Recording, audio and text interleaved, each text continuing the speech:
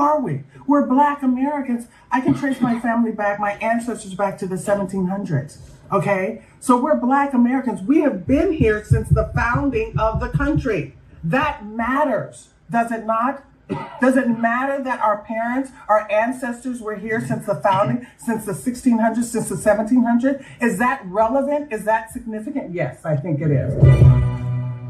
Well, I mean, my ancestors didn't slave and sweat and, toil and all that hard work that they did for Joanne Reed to have a job. She's from the Congo. They worked for Black Americans to have jobs. They did all that for Black Americans, not people from the Congo who are first generation Americans. Not even Kamala Harris, who's Indian American and Jamaican. Right. My ancestors didn't work for Kamala Harris to have these benefits. They worked for Black Americans to have benefits. I think even Obama is not even a Black American. This is why using color, the skin color, is not sufficient. It's confusing. Right. And this is why I say white Americans and Black Americans have been in America the longest since its founding. And that is significant. That matters.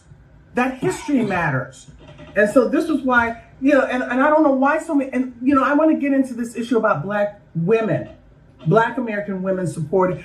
I know it's nonprofit, but Black American women don't understand most of them, some do, but most of them don't understand. They think everything is about skin color. And that's a superficial analysis of the situation. They're not looking at the history. They don't know the history. And they're just so wedded to the political left position, embracing all of their policies. And their policies have been detrimental to Black America. They need to get away from that embrace of all these policies that are the detriment. So what I'm thinking, they're not doing their homework. They're not reading this cast your bucket where you are. Cast down your bucket where they're not reading this history. They're being superficial. They're just watching the television and going along with what the politicians say. That is not sufficient. I just want to say hello. I don't mind the term African American. I don't want to be called African American. Why is that? I'm not African. My grandmother was a full-blooded Iroquois.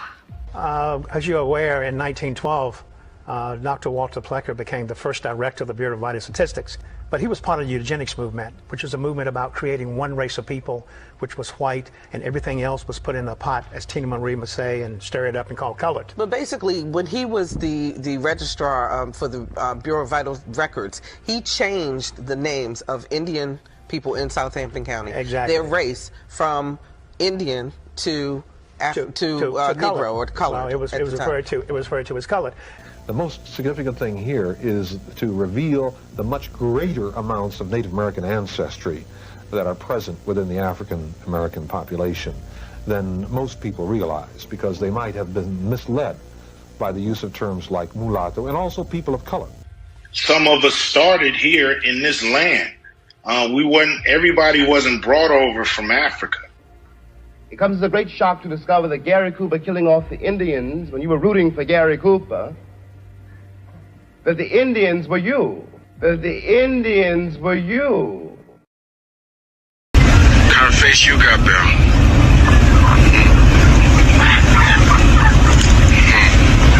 That Mandinka face. Mandinka? What fool stuff's that you're talking about? That's African. I ain't no African. Well, I'm Mandinka. We're proud people. And I'm American. I'm American. I'm American. I was born here. My mammy and my daddy was born here. And my daddy's daddy. And I ain't no African. You talk more shit than a little bit. Back to Mother Africa. That's bullshit. Without question, we are all Black Americans. You do not know a goddamn thing about Africa. I am from Detroit, Motown.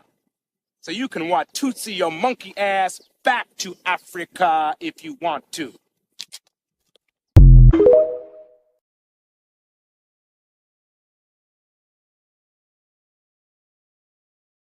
Hello, hi y'all. How y'all doing? Fix myself. How y'all doing? I didn't even prepare as far as the camera, so forgive me.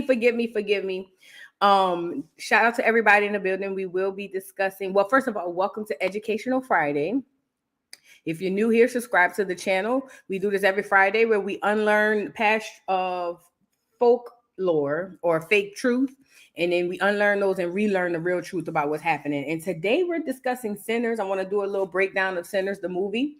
And I also want to focus a lot on Mound Bayou. And what stuck out to me about Mound Bayou, was in the movie, Smoke and Stack's father and family are from Mound Bayou. And a lot of people don't understand how important and key Mound Bayou is in Black American history. And we're going to get into it. They said the blues come from the Delta.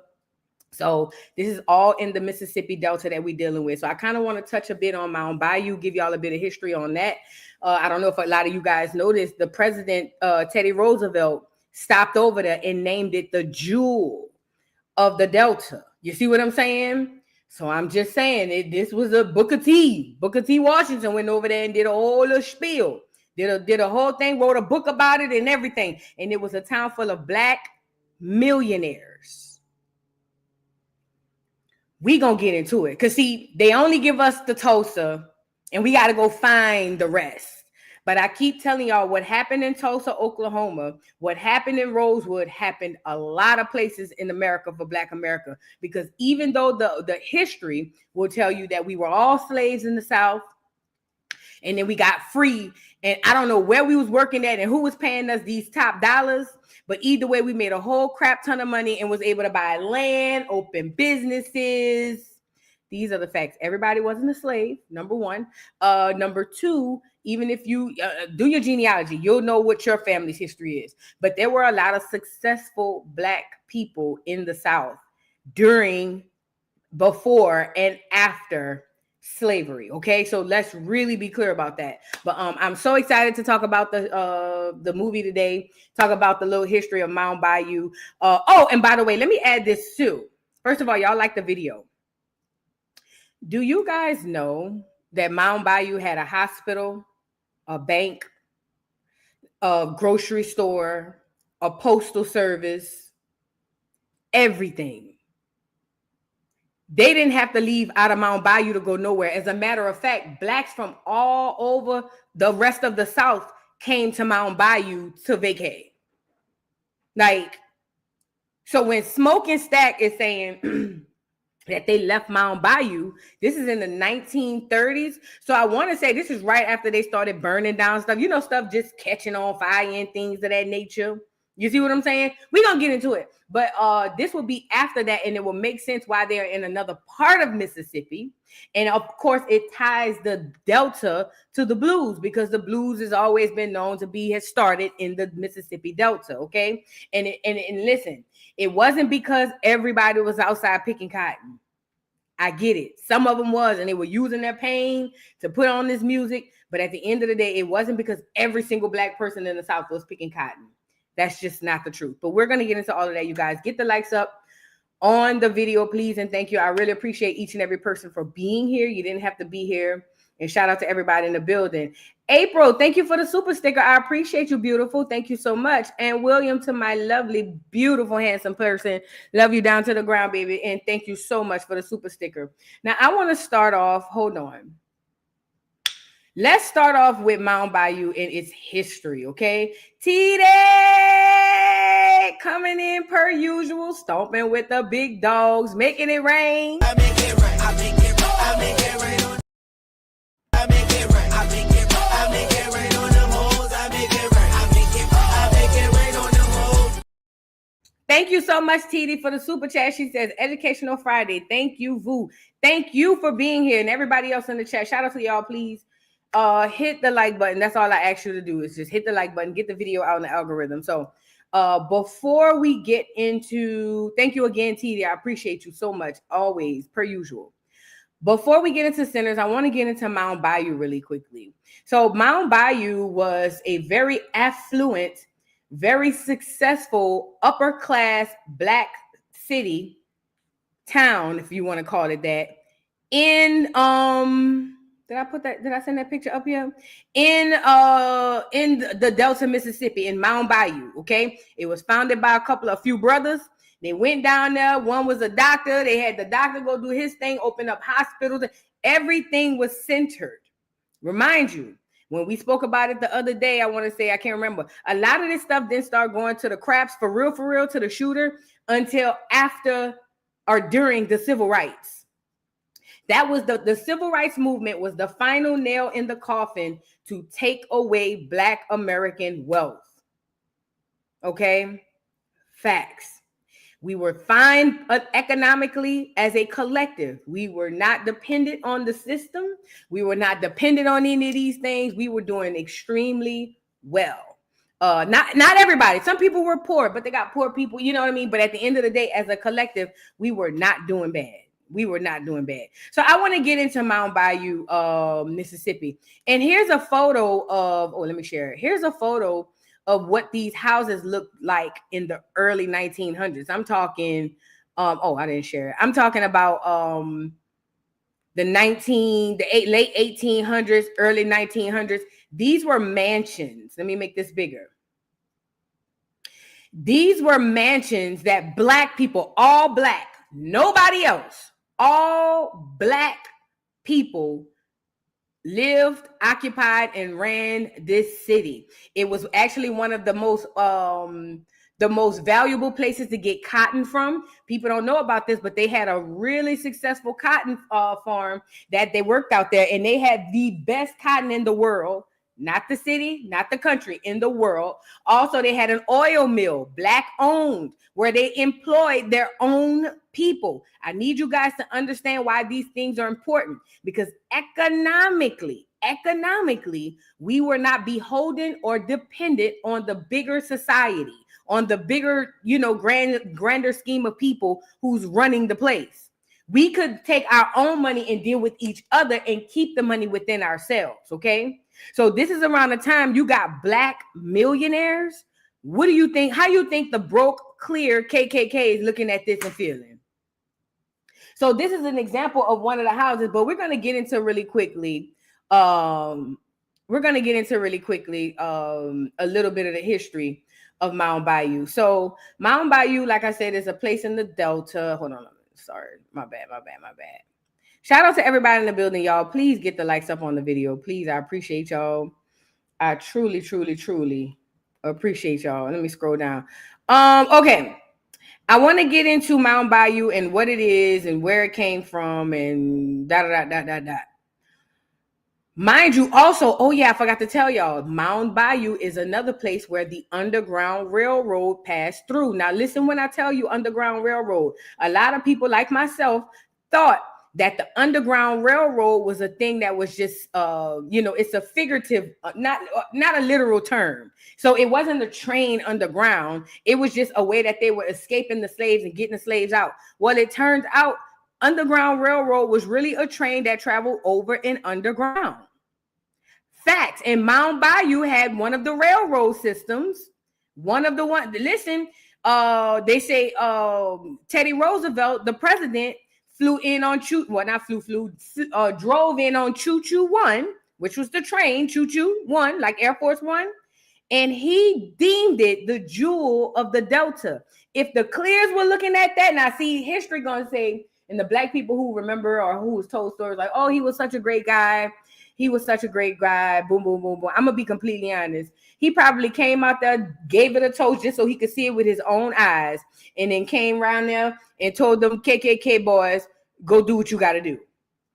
I don't trust none of these people. Okay. Now let's get into Mound Bayou because they kind of brush over it. And I think that if they choose to go into different like sequels or prequels or different types of movies, I really hope that they hone in on the story of Stack and Smoke, because Stack and Smoke's dad was mentioned, and it is of my belief. This is just my belief, because Stack had, which I can't remember which one, Stack or Smoke.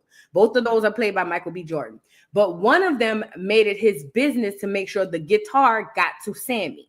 This is why I think they should go into these different areas. He made it his business to make sure that that guitar got to Sammy. Told Sammy it was from a famous guitarist. Sammy cherished it, practiced with it all the time. As a matter of fact, at the beginning of the movie, the dad, when he runs into the when he drives up in the car and he goes into the church, he has a little piece of the guitar. It's all tangled up, toe up, jacked up, and his daddy asked him to drop the guitar. Before he left, he went to the church and the daddy had the guitar at the church and told him, hey, you keep running looking for the devil, he gonna follow you home. I think, and I could be just, putting 20 on 10. That was Stack. Okay, thank you so much. I think that the reason why Sammy's dad, who's the preacher, the reason why he was so adamant about him trying to disconnect his son from that guitar is because whatever they experienced or whatever happened between him and his brother, which would be Smoke and Stack's dad. I believe that because remember at the end of the movie, toward the end, Sammy tells Smoke, he was like, yeah, Stack told me this was so-and-so's guitar. And what did Smoke tell him? Stack be lying down. Nigga, that's my daddy guitar. And remember, the guitar had its thing, but Sammy possessed the powers. He was the next in line. So I'm just tying those two together. I would love to explore what happened in Mound Bayou, Mississippi, where Smoke and Stack's dad are from, because I'm pretty sure something had to happen to turn one of the brothers to the preacher.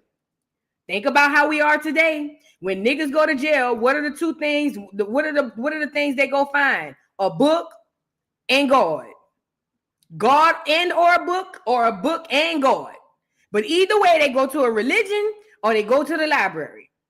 And for the brother to be warning or forewarning his son, some people could look at it and say, oh, well, maybe as a pastor, he sees that it's the devil's music, and I'll buy that.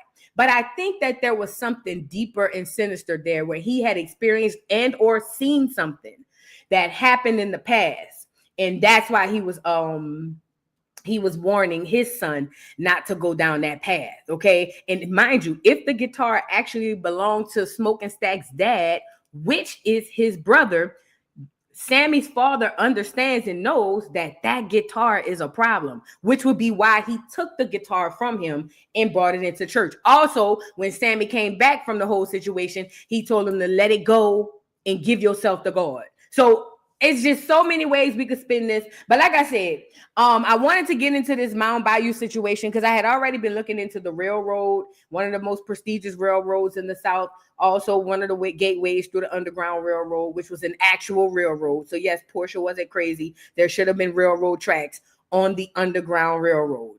Can't go into it today. Do your own Googles, okay? Now, so boom. So I'm listening to this Mound Bayou situation. And I go do the research and I realize, oh snap, Mound Bayou was lit. Like, it was like a Tulsa. Hell, from the sound of this was bigger than Tulsa. Because in Tulsa, it was like middle class, well-to-do blacks or whatever. In Mound Bayou, these people were millionaires. Let that sink in. So I went and found this article. And I got a short video to show y'all too. But this is from uniquecoloring.com. And this is about Mound Bayou. It says, Mound Bayou, located in the central Mississippi Delta, was once a thriving haven for thousands of Black Americans during Jim Crow. Former slaves founded Mound Bayou as an all-Black town in 1887, and within it sprang up dozens of Black-owned businesses, including 2 mills, 3 cotton gins, a train station, a library, a few schools, and even a bank. There was also a clinic, hospital, and everything here too. A town of this magnitude was unheard of at the time, and the economic development it enjoyed drew the attention of many, including President Theodore Roosevelt, who called Mound Bayou the jewel of the Delta. Such high praises from a U.S. president was warranted, seeing Mound Bayou was a former wilderness swamp at its height. Mound Bayou was the nation's largest Black town and the most self-sufficient one in existence. The most self-sufficient. Do you understand what that means? They don't depend on nobody, nothing. Not for shipping, not for import, not for export. I get 100%. This was the Master P of the hoods. Okay? Remember when Master P first came out selling Mr. Ice Cream Man out the trunk? That's what Mound Bayou was in the Delta after in 1887 and beyond. Okay, well, beyond 1887. So shout out to the Delta, shout out to Mound Bayou, and it makes you wonder why these places like this end up just fading into black and we don't hear nothing about them, because they don't want you to get the idea that you can do it. They still want you to think you were a slave and somehow money fell out of the sky after they let you free from slavery and you was able to create millionaire towns. Because even if you were a slave didn't get paid. Indentured servants sometimes got paid, but slaves never got paid. So who were these jobs that employed all these blacks that paid them top dollar to buy all this land and open all these businesses? I'll wait. I'll tell you why there's no way to explain it, because it doesn't make sense. What makes sense is the facts. Black people, indigenous copper color people, FBA, whatever you want to call us in America and also in the Americas, we were already here doing what we were already doing. The KKK was formed to take you away from what you know and take you away from your land, to steal your land from you.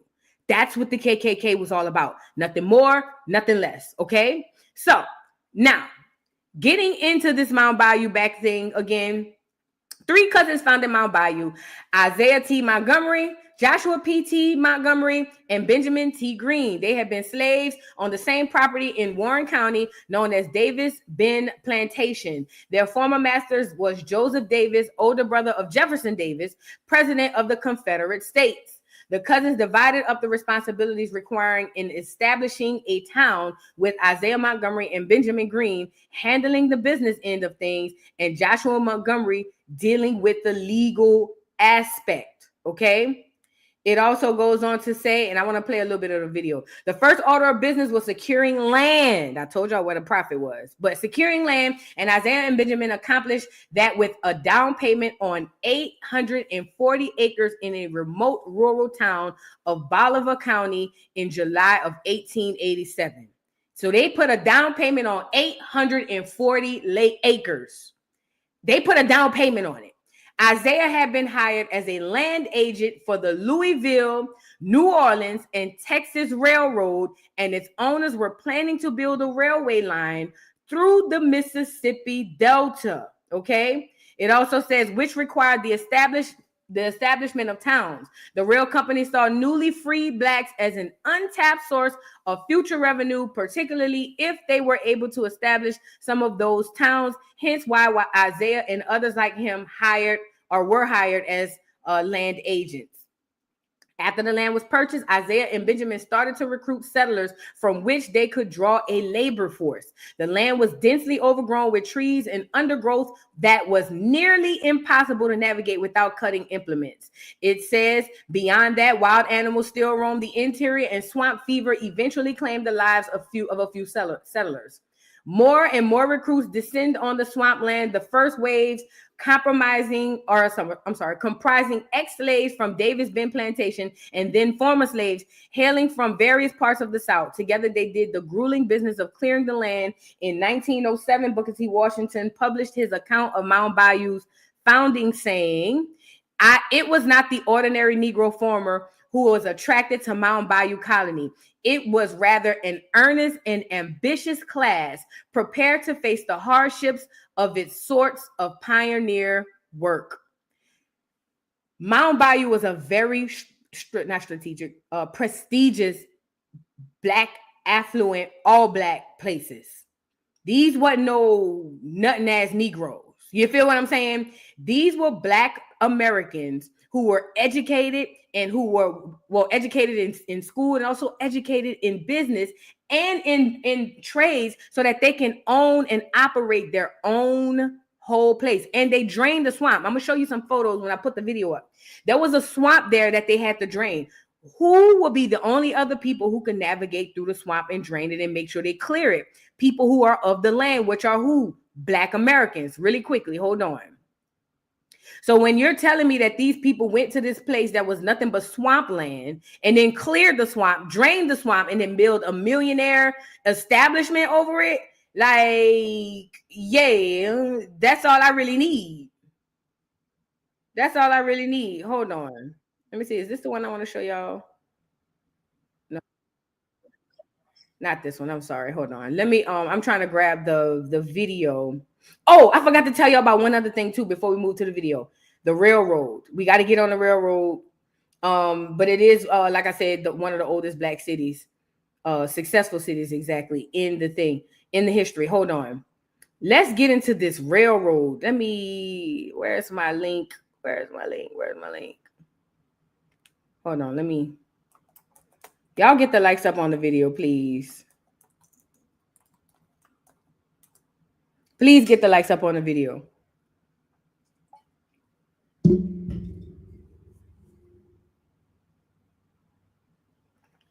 All right, let me see. I think that's a video. Let's get into the blues, and then I'm gonna come right back since I found it up here. Let's get into the blues for Mound Bayou.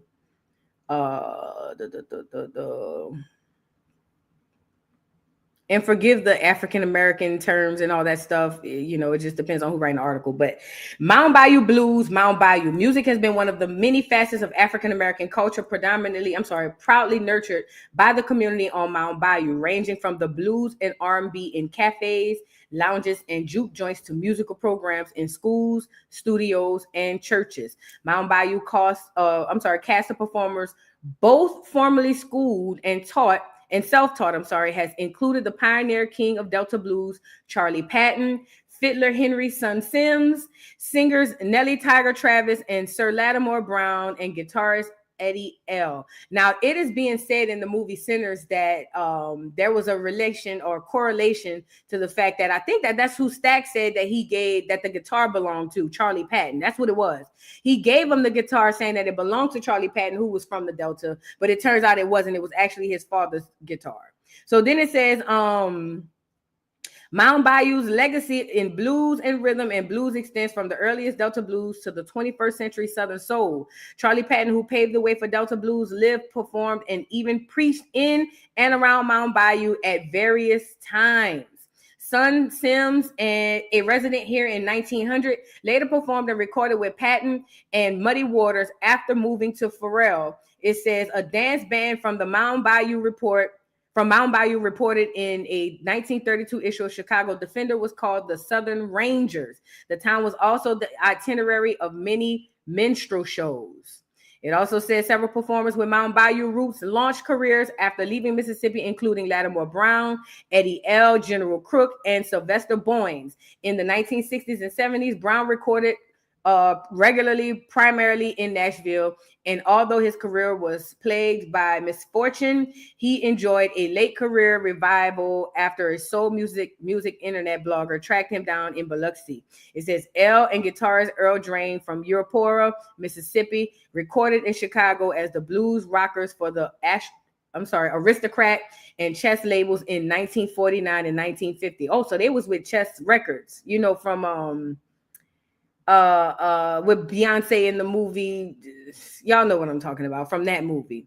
So they signed with them, but they just kind of going through who all these people were that was kind of honed the blues and what it was and how it got all out and everything else. So I think this is very key and very important when it comes to Mound Bayou, because a lot of history comes out of this area. Cadillac Records, thank you, Kiana. But a lot of history comes out of the Delta that affects everybody. It really does. It really does. It when you look at old videos and old documentaries of Mississippi, they show you old destitute shacks, black people on the porch. They ain't got enough money to feed them and their kids. That's all they show you. But they never really showed you in the history what was going good in Mississippi. And it wasn't just Mound Bayou. It was a lot of places all over the South, all over America. But the reason why they hurry up and got you up out of there is so that they can maintain dominance, or not maintain, gain and then maintain dominance and kick you off your rocker. So they can be the ones, you feel what I'm saying? I'm sorry. They can be the ones who, sorry, I'm trying to stop this before. Sorry. So they can be the ones who are the ones in charge and the ones on top. Now I want to move to this video about Mound Bayou. Hold on, let me let the ad play. Y'all get the likes up on the video. Then after this, we'll get into the movie. I think it's at the 7-minute mark. Was this the right one? I'll let y'all watch this. It's only 5 minutes. Y'all can see this one. Y'all get the likes up on the video, please.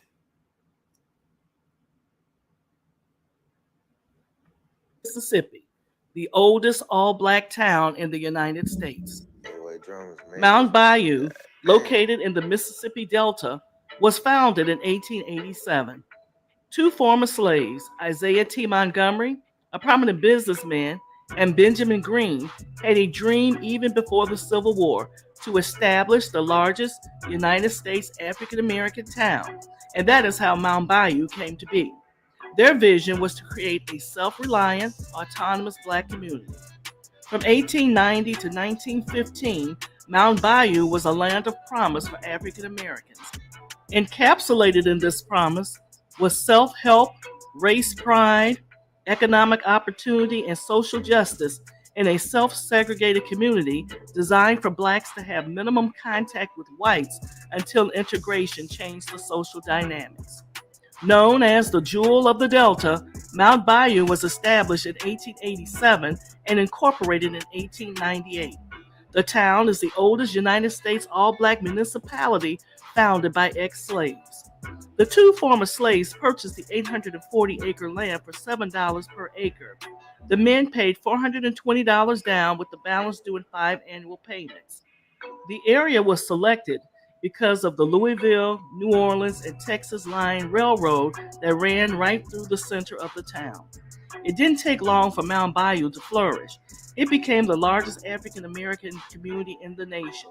The town included its own post office, 6 churches, a train depot, 3 schools, 40 businesses, 3 cotton gins, a zoo, a library, a bank, and a hospital. There was also a cottonseed. Did y'all catch all the things that the city had? Because see, they gonna make it seem like we was broke and poor and we couldn't take care of ourselves, and if it wasn't for the clears, we wouldn't make it. Look at all the things the lady said that the town had. A zoo? Come on now. Included its own post office, 6 churches, a train depot, 3 schools, 40 businesses, 3 cotton gins, a zoo, a library, a bank, and a hospital. 3 schools, over 40 businesses, a hospital, a train station. Come on, what are we talking about? The reason they have us thinking that we were all poor slaves in the South is because if we start doing that genealogy and start tracing this stuff, we're going to realize that they owe us the entire landmass of North America. This wasn't no BS town. This wasn't no regular degular schmegulars over here playing. We were thriving. This is the story they don't want to tell you, how we thrived. We were thriving. Like badly. Like we were thriving. So don't let that go over your head. All the things that we would never need to go nowhere outside of Mound Bayou. If we left Mound Bayou, if you were a Black American and you lived in Mound Bayou, when you left, it's because you wanted to. You didn't have to go nowhere. You didn't have to go nowhere. We were tricked, y'all. We were tricked. I promise you we were tricked.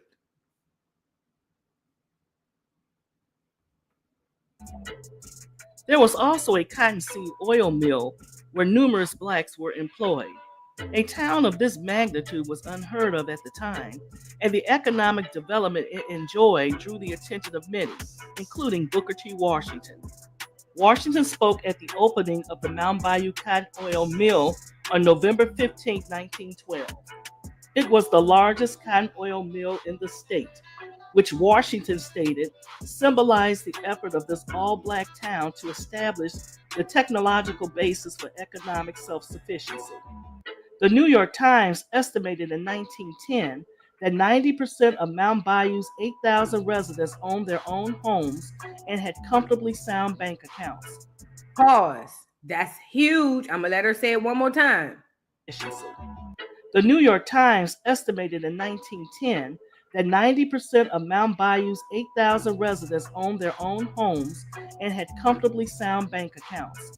In 1910, that's the year, 1910. Remember, we supposed to be slaves, ex-slaves. We ain't been freed. My mama's still living and she was a slave. Okay, this is what's going on. out of 8,000 people in 1910, 90% not only owned their homes, they had comfortable bank accounts. That's a nigga. We don't have comfortable bank accounts in 2025, and we got singular black people doing extremely well. In 2025, 90% of nobody has comfortable bank accounts. Let's start there first. But let's talk about us in today's society. Mostly all of us are living check to check, direct deposit to direct deposit. 90% of 8,000 people do y'all understand how great that is? How amazing? Do you wonder why they hurry up and got rid of this crap? 90% of 8,000 people not only owned their homes and their land, they also had comfortable bank accounts. Don't let that go over your head. Don't ever let that go over your head. President Theodore Roosevelt nicknamed Mound Bayou the Jewel of the Delta because it illustrated the success that an all-black town could attain. By 1900, 2/3 of independent farmers in the Delta were black. But as Jim Crow laws took effect, black people in Mound Bayou started to lose their land. Its noticeable decline occurred during the Great Migration period, in which cotton prices fell, Booker T. Washington. Let me rephrase it for her, because she's gonna say the numbers fell and dwindled because of the Great Migration. The KKK was running them folks off their land. Whenever you hear the Great Migration, think about this. Nobody is going to just randomly pick up where they live, where they own, everything that they know is here, and just leave it. Nobody does that. Nobody does that. Something has to happen for a person to say, I own my home, I own my land. I may not have a lot of money, but I ain't got to worry about eating. I ain't got to worry about nothing. Something has to happen for a person to say, I'm going to just leave this all and go up to Chicago. Between the KKK, that's when they say Jim Crow, KKK. The KKK was the driving force for your Great Migration. The KKK was the driving physical force of the Great Migration. So I know she's going to say, oh, the Great Migration. It was nothing great about the migration. Even in the movie, Smoke tells, I don't know if it was Smoke or Stack. One of them tells Sammy, he was like, Chicago ain't nothing but Mississippi. And except without plantations, they got tall buildings. Meaning same, different toilet. Okay? That was the force behind the Great Migration. The KKK. Washington had passed away, and the black path towards freedom was redirected from independent towns toward the major cities of the United States. During the early 1940s, a fire broke out, destroying most of the business district of Mound Bayou. However, it was not the end of the town. In 1942, Taborian Hospital was opened and provided low-cost medical care for thousands of African Americans in the Mississippi Delta. The Taborian is recognized as the first health maintenance organization in America, as subscriptions from Black Delta farmers underwrote the organization. At the turn of the century, Mound Bayou had more millionaires in its population than any Delta town. Mound Bayou still exists today as a predominantly black town in Mississippi, with 98.6% total black population. As with many small southern towns, Mound Bayou has seen a steady decline in its population. However, efforts are being made to restore the town to its historic place that it once was. Mound Bayou was once an oasis in turbulent times. While the rest of Mississippi was violently segregated, inside the city there were no racial codes. The city has a proud history. Mound Bayou's history is a crowning achievement in the struggle for self-determination and economic empowerment.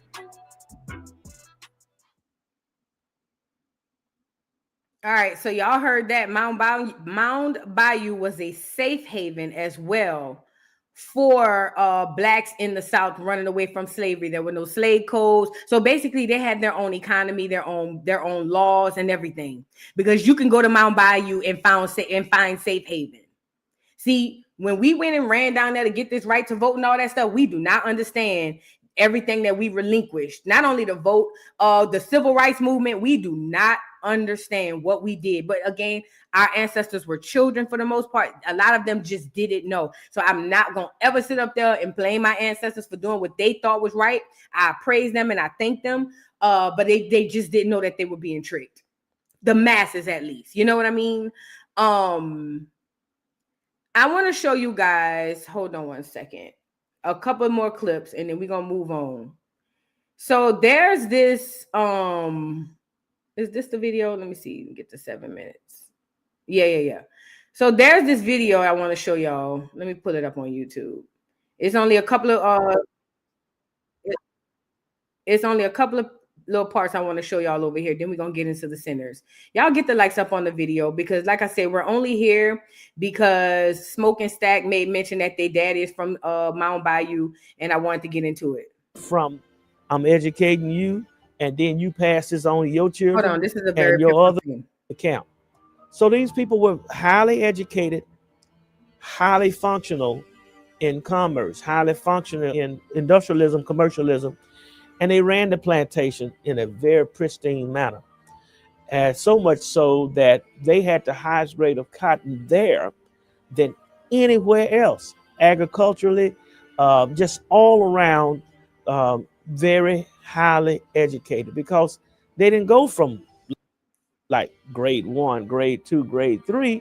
They went from I'm educating you, and then you pass this on to your children and your other children and your grandchildren and all of that. And so it was a passing on of education and not just going through and I've made it. Like, I got a degree, I'm not going to be educated anymore, but education became a life. And those people that were educated there, friends, when they finally had to leave and go and make their own country, their own city, and they call it their country. He said it right the first time. So what Mound Bayou was doing was it was a bunch of highly educated Black people who not only got their degrees, but they turned around and educated more Blacks.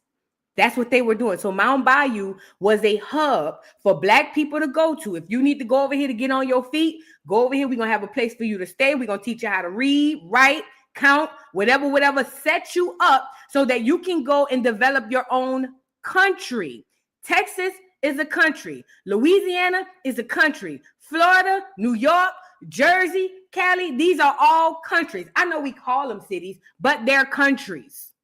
So what Mound Bayou was doing was trying to get Black people up to a position where they can create their own countries / cities, and they can thrive like Mound Bayou. This is one of the reasons why probably the devil showed up. This is also probably one of the reasons why it didn't get to last the way it should have. I love the fact that they were basically passing on their knowledge to the next Black person. You can't find that nowhere. You cannot find Black people in 2025. If you ask them how they did something, they're going to swear to God you trying to take food out their mouth. Back then, it was, okay, I know how to do this. Let me teach you so you can teach somebody else. Okay? Oh, Sharjay, that's dope. Sharjay says, my grandmother was a college professor and taught school in Mound Bayou, Mississippi. That's dope. That is dope, and you're lucky. You're absolutely lucky to have that. Let's get back to the video. They came to this place 100 miles north of Vicksburg.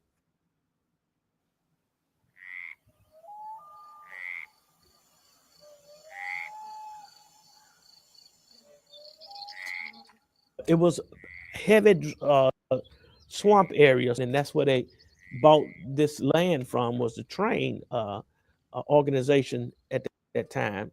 The train organization really had a problem selling it to other people, but they thought maybe we can offer this to the Blacks, and maybe because they came from Africa and they can deal with malaria and mosquitoes better than anybody else, we'll sell it to them.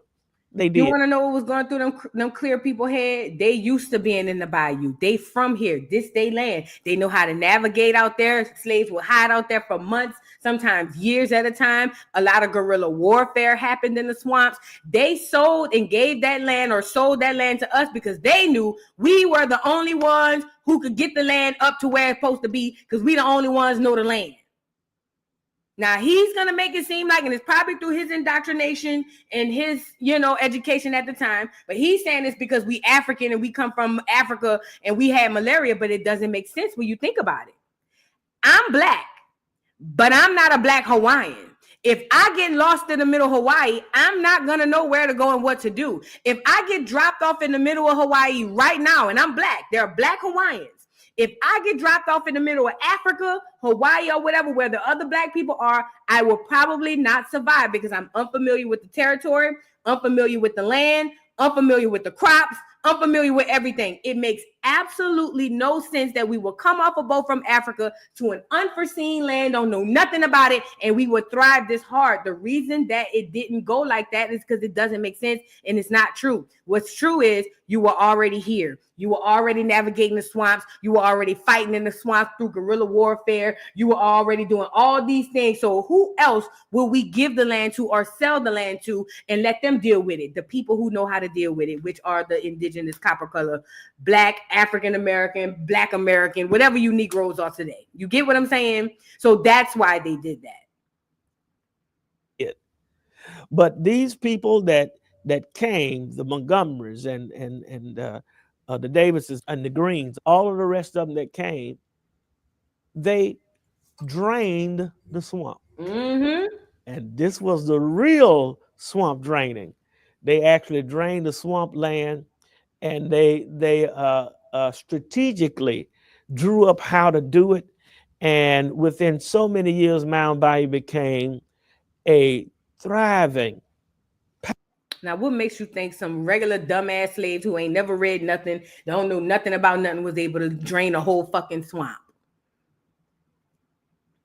Y'all got to be smarter than that. They got me too. Don't get me wrong. They got me too back in the day. I was like, dang, because I have a great-grandfather, great-grandfather who bought a whole bunch of land in Mississippi.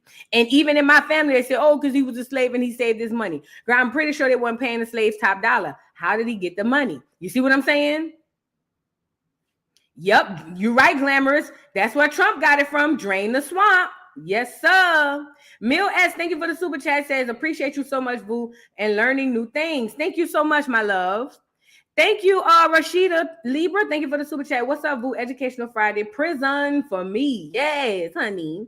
Esther Messiah, thank you for the super chat. Says, hey, Boo, anybody heard from Son? No, I'm getting worried about my fellow Acorn. Happy Educational Friday. I have not, but Miss Parker, if you're on here, can you please try to see if you can get in touch with Son? Because I didn't think about it until you just said it, Esther. Thank you for bringing that to my attention. Don't have me worrying, but Miss Parker or anybody else, any of my mods, if you can we figure out what's going on with that? If we can get in touch with her and get me in touch with her, let me know. But thank you so much, Esther. FNAF AU Sports, thank you for the super chat. Says, being from Mississippi through and through, it's touched me. Thank you so much, Vu. My grandma told me so much before she passed, and I get so angry sometimes, but we made our ancestors proud. Oh, 1915 and 1921. Boy, I know your grandmother had a wealth of knowledge, and my condolences goes out to you, number one. And number two, I'm happy to be learning and helping the other people to see about Mississippi that I didn't know about. And my family roots come from Mississippi. So this is kind of near and dear to all Black America. I don't care if you're from Mississippi. I don't care if your family from Carolinas, New York, wherever. This should be touching for all Black Americans. Thank you so much, FNAF. And Deserving One, thank you for the super sticker. I appreciate you. Let's get back into the video really quickly so we can get into the movie. Powerful city. There was a time, even while they was draining that swamp, even while they were building Mound Bayou, that Montgomery would make a statement to them that why are you having a problem? Because many of them did. Some of them could not see what he saw, the vision. And he would say, didn't you do this on behalf of your master? Didn't you do this because your master told you to do it? Can you not do it for yourself and your children that comes behind you? And as he told them that, and he would tell them, as Moses did when he was leading the children of Israel out of Egypt into the promised land. There's a scripture where he says, now stand still and steady yourself. and look forward and go on. Go on. And this is one of the things that Montgomery had to do to the people of Mound Bayou, and they did. Now, this happened in 1887, but by 1907, the president of the United States, Theodore Roosevelt, by the invitation of now Isaiah T. Montgomery, the founder, but yet he was known across the land as a highly and well-respected person. These guys were so highly educated that they invited the president of the United States, Theodore Roosevelt, who came. And do you know how well connected and established? Thank you, Naomi Sunnyside, for the super sticker. I'm sorry. Thank you so much. Do you know how well connected, respected, and educated and highly esteemed you got to be to invite the damn president to come see your town? Like, Teddy, what you doing? Nothing. Pull up. What? Pull up, nigga. Pull up. Nigga, I'm trying to let you see something. But I believe that him coming there, and some other clears probably coming there, seeing how good they were living, I believe that began to be the start of their demise. I'm telling you. Naomi says, "Boo, this hits home. My parents, including myself, born and raised in Europa, Mississippi, currently residing in Chicago. We have a very extensive maternal family cemetery dating back to the mid 1800s. That is dope. And I'm so happy that you have that, because you are lucky. You are one of the lucky ones to even have that. And the fact that y'all from Europa, I'm telling you, get into that genealogy if you haven't already, and you'd be surprised the things you find. You see what I'm saying? You'd be surprised what you find. Sharjay, thank you for the super chat. They sold Mound Bayou to them knowing it was a swamp. Yes, they disenfranchised our towns after they went through the Depression. My grandmother told us they didn't experience the Depression because Black folks didn't, by and large. Listen, put it in your mind like this. Black Americans were independent economically. They were economically independent. So that means whatever the United States or whatever America had going on, that ain't had that. Whatever they ate didn't make us shit. You feel what I'm saying? So when the Great Depression hit, when you go look at all of the videos, all of the photos, it's going to be a bunch of clears, drunk, disgusted on the side of the road, broke and poor. Black Americans were not, by and large, economically impacted the same way because that we had our own economy where our money circulated through our own hands, okay? Thank you, Jeremiah, my love, for the super sticker. I appreciate you. Let's get back to the video, y'all, because I want to get into the movie. Y'all, let's get into the video. I used to ask the question, what was the name of the train that Roosevelt rode? And my answer is, he rode Choo Choo 1. So he brought Choo Choo 1 to Mound Bayou. And he stood on the back of the train and he gave this message. And he was emotional, highly emotional about it. He would make statements like, and at that time, they would look at blacks and their color and say they're 100% black. Or if their color, the tone moved back, they say they're 80% black, or they 50% black based on their color. And so his statement was that these are 100% black. And look at what they did. Now that's very important. What he's saying is, remember I told y'all, a lot of y'all ancestors, when y'all go pull their birth certificate and all the other documentation, you're going to see mulatto, you're going to see all these things. This is not because this is necessarily what the people were. People were looking at blacks and assuming what they were. So if you were a light-skinned black, they might put you down as mulatto. If you were a really dark-skinned black, then they say you Negro. Like, there's no doubt. If you had brown skin, they might say she's a quadroon. You see what I'm saying? It was up to others' interpretation.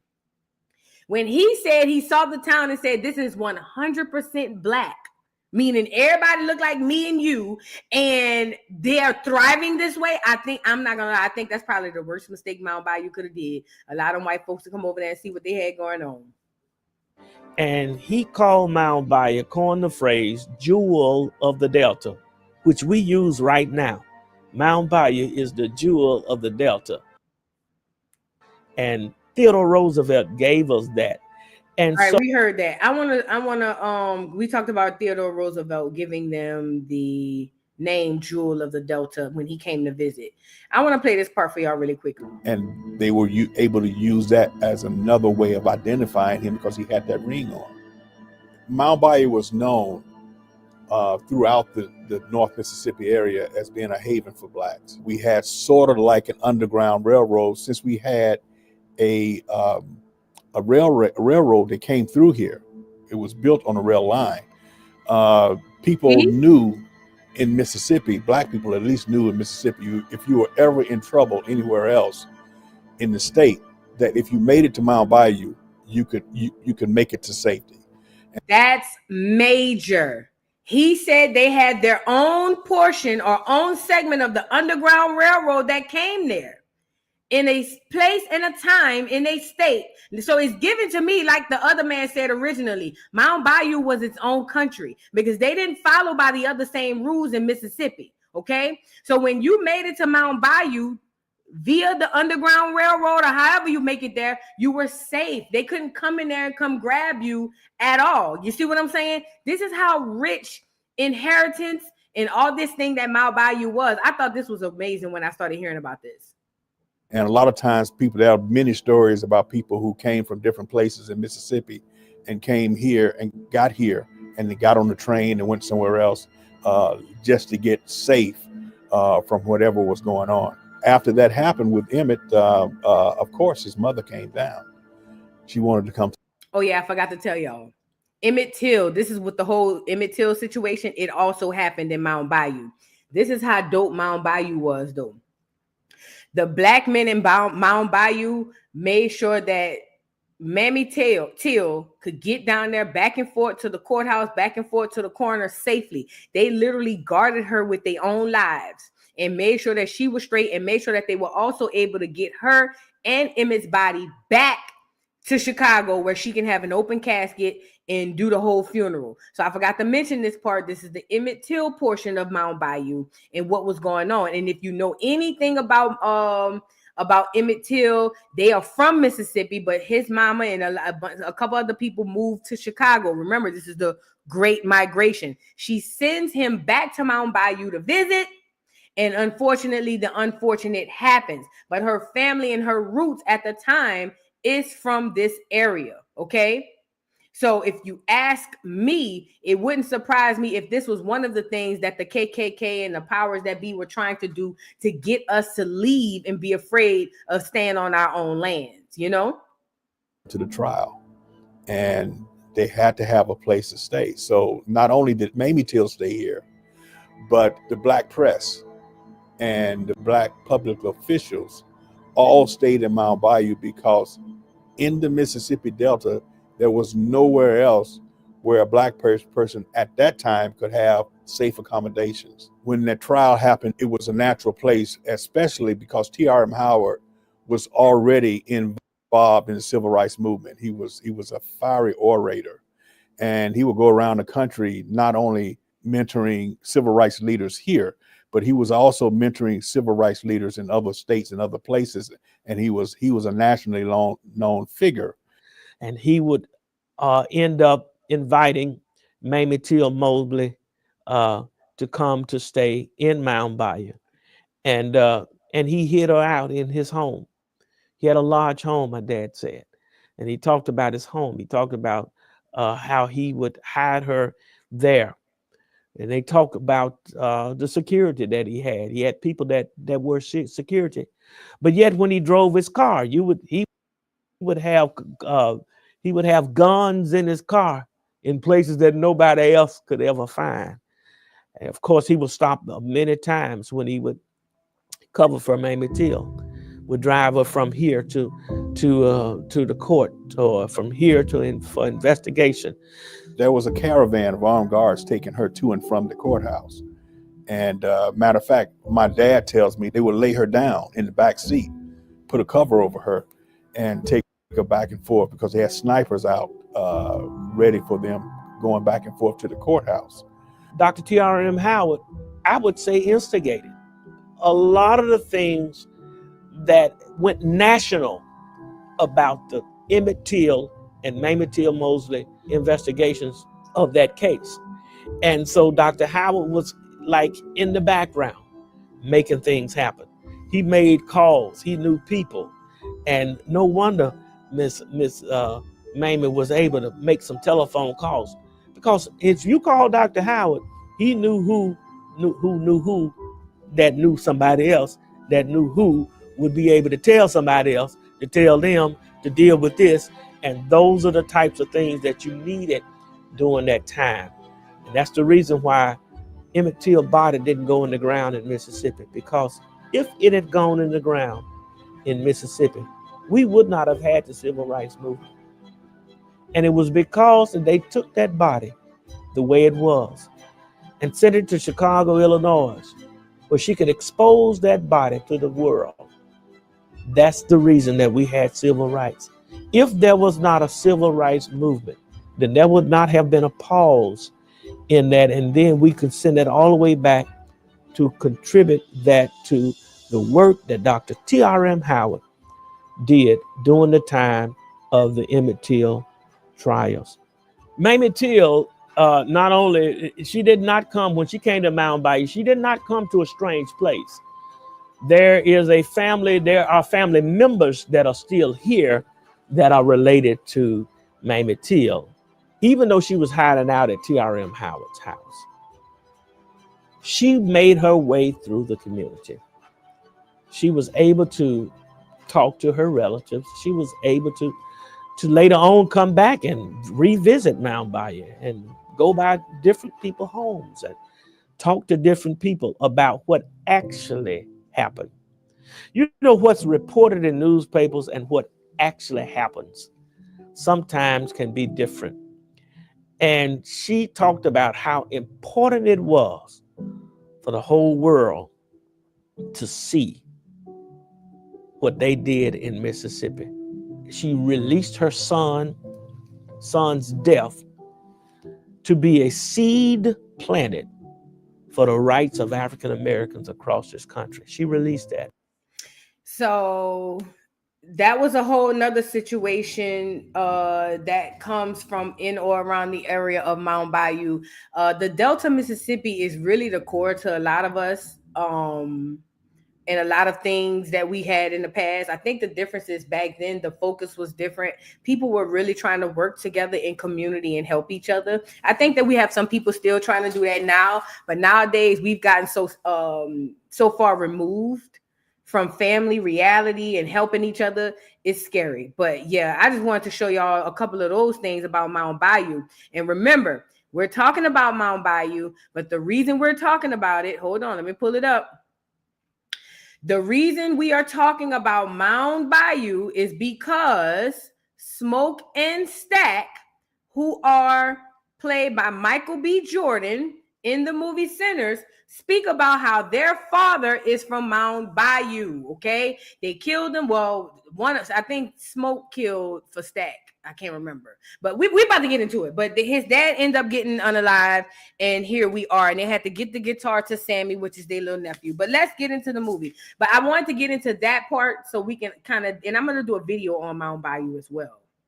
But I wanted to get into that to kind of, because I was curious about the history and the things that was going on in Mound Bayou around this time. Okay, now where's my pen? What I did with girl? Hold on, y'all. Oh, here you go. All right. So now let's get into the movie Sinners. Sinners has been this movie that's been freaking people out all across the nation. We got people who love it, people who don't like it, people who hate it. It is what it is. But I think that this is one of Black Americans' movies. This is our movie. This movie belongs to us. This is our movie like Malcolm X was our movie, like Tina Turner was our movie. You know what I'm saying? For us, by us. You see what I'm saying? And I think that it's sorry.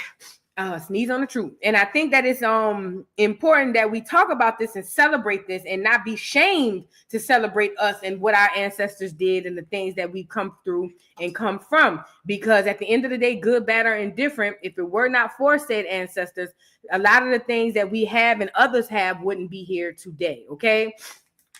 Now, The movie, hold on. Let me get into where the movie starts. I'm gonna start with a little character breakdown on these folks in this movie really quickly. Y'all get the likes up on the video.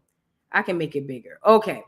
So here are the cast members. One thing I noticed is that every person had their own advertising on the movie. You see, every character had its own banner, not banner, or what do you call it? Posters, advertisement for the movie. Obviously, there's Smoke and Stack, and Smoke and Stack are the two cousins. Two twin brothers from Mound Bayou, Mississippi, but somehow they made their way up through. Well, they went into the military and fought in World War I. Sorry, y'all. They went into the military. Fought in World War I. That's Smoke and Stack. That's those two guys right there. They fought in World War I, and they also worked for Al Capone. Allegedly, legend has it is that they stole alcohol from two different big major gang rivals and took that money and decided they was going to come on back home to Mississippi, to the Delta. Because listen, Mound Bayou is only one place or one part of the Delta. The Delta, Mississippi is a long stretch of land, okay? So they went back home to Mississippi saying like, yo, we've been to Chicago, we went to war, we did the whole thing with Capone and them. And honestly, what we really realize is we'd rather deal with the devil we know versus the devil we don't. When he said that, I can't remember which one said it, but when they said that, they were speaking about how in Chicago it's the exact same thing happening. It just looks different. That's the same thing with racism today. See, they show us videos, photos, and pictures of what racism looked like back then. And because they were hanging black folks and doing all these things, we look at what's happening today and say, well, no, racism is not as bad, when in fact it is. It just changed it to something else. That was the exact same thing happening between Mississippi and Chicago in the early 1900s. The quote unquote Great Migration, where a bunch of KKKs ran black folks off their land. A lot of them landed in Chicago, Philly, New York, Jersey, all those different places up north, right? Detroit, Milwaukee, all these places. They all ended up there. But the thing is when they got up there, first of all, a lot of them were fooled by Robert Abbott Singstack, or Robert Abbott. He was the owner of the Chicago Tribune, and that was that was a newspaper that had its Underground Railroad tees, where it would send the newspaper out to black people in the South, getting them to come to Chicago so that they can then have the better life, and there's no racism and it's different. When most of the people from the South that went to Chicago said when they got there, they realized they got played, because it was actually just as bad, and in some instances worse than what was going on in the South. Robert Abbott Singstack, I can't remember his name all in order, but those are his three names. Robert Abbott Singstack was one of those people who were convincing the ones who weren't forced off their lands. He was sending Chicago newspapers down there saying, hey, bro, y'all should get up here. It's lit. Look at the club. And they got dances of people in the club. Look, it's white and black people living in harmony together. So we were either duped or forced off our land through the quote unquote Great Migration. Okay. So now that's Smoke and Stack. And we went over Mound Bayou, where they're allegedly from. Okay. Or supposedly from. Now this girl here, Mary. This is Mary. This is the racially ambiguous woman, aka the white passing, as we call them in New Orleans, passant blanc women, meaning black women who they really not black. Let's talk about it. These are triracial, biracial, quiracial, all these other different type of racial women who have an ounce of black in them, and black folks call them black, or they give them names like, it's the one drop rule, so they got to be. No. Listen to me and listen to me good. This is the one thing I didn't like that black folks didn't catch about Mary's character. Mary is the octoroon. Her father is half black. Either her father or her grandfather is half black. That means the majority of Mary's DNA is made up of, or genetics are made up of, clear people. That makes her way less black than white. Okay? Way less black than white. But because the white folks wanted to keep the Aryan race pure, they decided if they thought or even figured you might have an ounce of black, they tossed you off to be colored, mulatto, black, whatever the case may be. Okay, that's what she said, William. She said her mama's daddy was half black. So her grandfather was half black. That probably means that grandfather procreated with a white woman that had a daughter who then procreated with another white person who had a daughter, and that was Mary. Mary was way more white than black. And the vampires knew that when they saw her, because when they got to the door and asked could they come in, they say, I don't think your kind is welcome here. And what did Remick say? Remick said, well, how did she get in here? And before she could answer, Annie said she's family. But the way he looked was like, you have no idea. She's one of us. She's not one of you. She's one of us, okay? So now on top of Mary, we're going to get into her. Mary is Stack's love interest in the movie. She's a Poisson Blanc woman married to a rich, clear man, and she's not happy there because she want to go frolic in the hood at the juke joint with the niggers. Also, her mama helped raise Smoking Stack after they unalived their daddy, but it seems to me Smoking Stack don't give a damn about none of that, okay? And I would love to explore why they don't care about that. What was going on? Did she treat them bad? Because I remember she asked him, she was like, so I guess my mama wasn't worth you even stopping by and giving flowers. And he was just like, she's not. Oh, well. So I'm wondering what happened there. Now we have Marie. Let me see if I could scroll down really quickly. Y'all get the likes up on the video. This here, oh crap. This woman here, the black woman, she's a Nigerian actress, Wumi Masaku. She's a Nigerian actress. That's this woman here. Her name is Marie, and she is playing a Louisiana hoodoo priestess whose love interest is Smoke, and she does a lot of hoodoo, which is ancestral work, a lot of hoodoo to basically cover Smoke as he's out abroad, overseas, fighting in wars, over there playing with Capone. Annie is her name. Is it Anna? Yes, Annie. I'm sorry. Annie is the black girl's name. Annie. Marie is the Poisson Blanc girl. Annie is the girl that I'm speaking about, the one who plays the Louisiana hoodoo priestess. I'm sorry. Thank you guys for reminding me that. Annie. So Annie, played by the Nigerian actress, she is one of the women whose love interest is Smoke. Now, this is the gag. A lot of people feel some type of way because she a big black woman. And let me just say this to black women and black people all around. Y'all get to getting this Instagram stuff in real life messed up. Y'all think the average black woman looks like the Instagram model, like the Young Miamis, like all this stuff. The average black woman looks like this lady right here. Looks like me, looks like you, look like your sister, look like your brother. You see what I'm saying? I think that it showed how much we hate ourselves when black people was like, oh, I wouldn't do her, but I sure do Marie, the Poisson Blanc girl. You see what I'm saying? Y'all got to let go of that hurt. And they need to be the same people that be upset when the black say it or when the clear said, I'm sorry. But I love that she was a Louisiana hoodoo ancestral worker. I will say this, that like I said earlier on the channel, as a black American woman whose roots and genealogy and lineage goes far back hundreds and hundreds of years in this landmass called Turtle Island and or America. I do wish that we could start portraying ourselves when we talk about our own history. This is no shade to Annie, to the lady, what was her name? This is no shade to Wumi. I think she's a beautiful woman. I think she's an amazing actress. I hope that she gets nothing but the best as far as roles in the future. But I'm not going to lie. I'm sick and tired. I am sick and tired of us not being able to tell our own story. Now, granted, Ryan Coogler was the director and the writer, so at least we got that part out of it. But it's different when you're having the actress portray this over the screen that you can actually touch and feel. And while Annie was amazing, I feel like had we gotten an ancestral FBA black woman, I think that it would have still went great, like as it did already, but I think it would have hit a bit different. Now, they did say that there were root workers and hoodoo workers on scene, and they were able to coach her. She said she learned a lot. I appreciate her for learning that history. So that was good, but I just think it would have been even better, just way better, if we had somebody from our lineage play that part. Also, I want to say this. There's a huge misconception that hoodoo and voodoo is simply a Haitian and or African practice. And that is the worst crock of BS I've ever heard in my life. Not only is it a practice in Louisiana, hoodoo and voodoo has been a largely widespread practice amongst the landmass that we call Mexico and the entire South.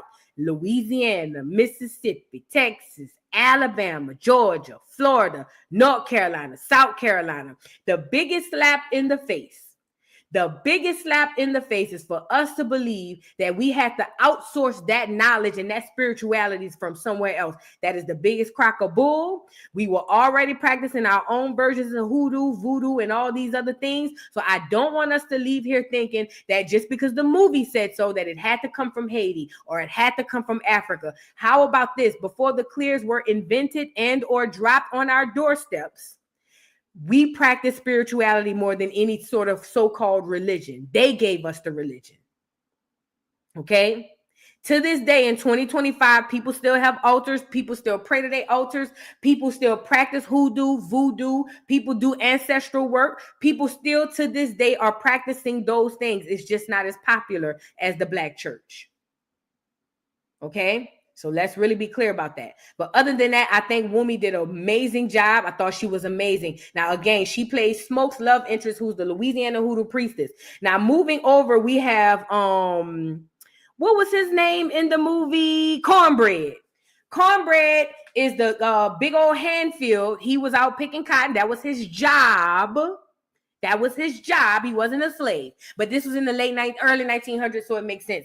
Cornbread was a field hand out there in the field picking cotton who was antagonized by Smoke and Stack, or one of them, I can't remember, to come on and help them open this juke joint. Now, mind you, they took the dirty money that they got from up north and bought it, or from Chicago, which we all from the South say is up north, but they bought from Chicago and brought it down to Mississippi in the Delta to open up a juke joint. Mind you, this juke joint is built in an old warehouse, or they're buying an old warehouse where a lot of slaughtering was happening. Okay, now they buying it from a KKK leader, and Smoke and Stack know this when they buy the land, because they literally look at him and say, "Yo, what's going on with the Klan?" And the guy was like, "There's no Klan around here," and he let him know, if you or your Klan buddies come around here playing with me, I'm gonna knock you down to the ground. Now, why is this important? One thing I noticed about Smoke and Stack is they never held their head down when they spoke to clear people. As a matter of fact, the fact that they was comfortable enough to threaten the KKK leader told me that the Black people in or around the area in which this movie was set were doing pretty well and was very well respected. He told the white boy, I'm talking about Smoke and Stack, hey, you and your Klan buddies come around here with that bull, I'm telling you now, you're going to meet your maker. So that already cuts into the other stereotype that we were all subservient Black slaves in the South, head down, yes, sir, master, no, sir, master, because even in the movie, even though there was Jim Crow and segregation, the Blacks were not bowing down in this area of Mississippi at this time. He went to the fields to get Cornbread, and Cornbread said, I got to make my quota. And what did they say? We got more than your quota. And Cornbread left the job. So that goes to show you it wasn't them type of strenuous situations where Cornbread couldn't leave the job and go tend to the doggone juke joint. Okay? So keep that in mind. Cornbread is the field hand. They got out of the field. He got a baby on the way. He goes over there. They incentivize him with money and all this other stuff. And he goes over there to help them tend to the juke joint so they can open. They're opening the night of. Smoke kind of want to chill and take it slow. Stack like, nah, we outside. Let's get it. Okay? So outside of Cornbread, then we have, what's her name? Grace? Is that her name? I'm trying to look at the name. That's the Asian woman right here. What's her name? Yeah, Grace Child. That's her name. This Asian woman right here. I said this earlier, but I'm going to say it again. The biggest misconception going around YouTube and a lot of these other people that are reviewing this movie is that these folks from these Asians that were in the Delta, which was very, very, very, very, very few, that those were allies of Black Americans. That is the biggest crock of crap from the pits of hell. The Asians that were sent to the Delta and also to other portions of the South was sent there to funnel out our economics from our own pockets into the big power structure. Those were your first outside store owners. They were closing down Black businesses and letting the Asians and other foreigners come into Black neighborhoods and reopen or open like businesses, okay? Remember, we just went over Mound Bayou. They had over 40 businesses in Mound Bayou. 40. Hospitals, schools, libraries, all that stuff. People ain't just dying and saying, I ain't gonna run no business no more. They were being shut down, and the Asians were sent in to then funnel that economic power out of the neighborhoods. Because what happens is once you go down to the Asian store, this is to this day, once you go down to the Asian store and you buy a Chinese plate and they say $5.99, you give them $6, your people will never, more likely never see that money again, because the Asian is going to take that $6, put it in that white boy bank or that Asian bank, and she's either going to send that money back to China or Vietnam or Japan or wherever she's sending it back to, or she's going to take that money and funnel it through her own community that have their own trade and all those other things. The Asians in this movie, if you paid attention, were not real true friends of Smoke and Stack. Yes, they know Smoke and Stack. Yes, they have been around there in the Delta for a long time. As a matter of fact, Grace has always been a person I squinted my eye at from the moment I met her, when they had to go across the street where she was serving the clears, whereas the guy, her husband, was serving the Negroes. Okay? Now, I always squinted my eyes at her because me being from Louisiana, from the South, I understand growing up with Vietnamese people and being around other Asians ain't never rock with us. They just never did. They just never did. So when I saw this, I knew there had to be an ulterior motive. Mind you, around this time, the Asians are fighting for the status of being white. White is not a skin color. White is a status. White grants you permission, stop Asian hate bills. You get it? So they were now coming to America trying to gain a status as white, like the Hispanics did, the Africans, and all other folks, okay? So now Grace is the one who's going to make the signs for Smoke and Stack for the juke joint, which she does an amazing job, and she does these signs, but she's also the very first person to give up them and allow the vampires to come in there and unalive everybody for her selfish gain. And let me tell you what the selfish gain was. When her husband left outside the door to go start the car and he came back as a vampire, she do it. As a matter of fact, she almost wanted to leave with him when he said, come on, baby, let's go. She was thinking about it. But this is where it got tricky with Grace. Grace basically decided once they realized, hey, don't go out there. We're going to get your daughter. Because remember, the husband and Remick said, hey, bro, we know where your daughter at. We can go get your daughter. Right then and there, she was ready to crash out. Right then and there, she was ready to risk it all and crash out, which any mother would do, but at the behest of a whole other group of people. This is the part I think a lot of people miss. So they trying to calm her down. No, cover her mouth. Don't invite them in. We're going to get your daughter. Don't worry about it. We are going to be fine. After a while of her feeling like they're not moving at her pace, this is Grace, the Asian store owner.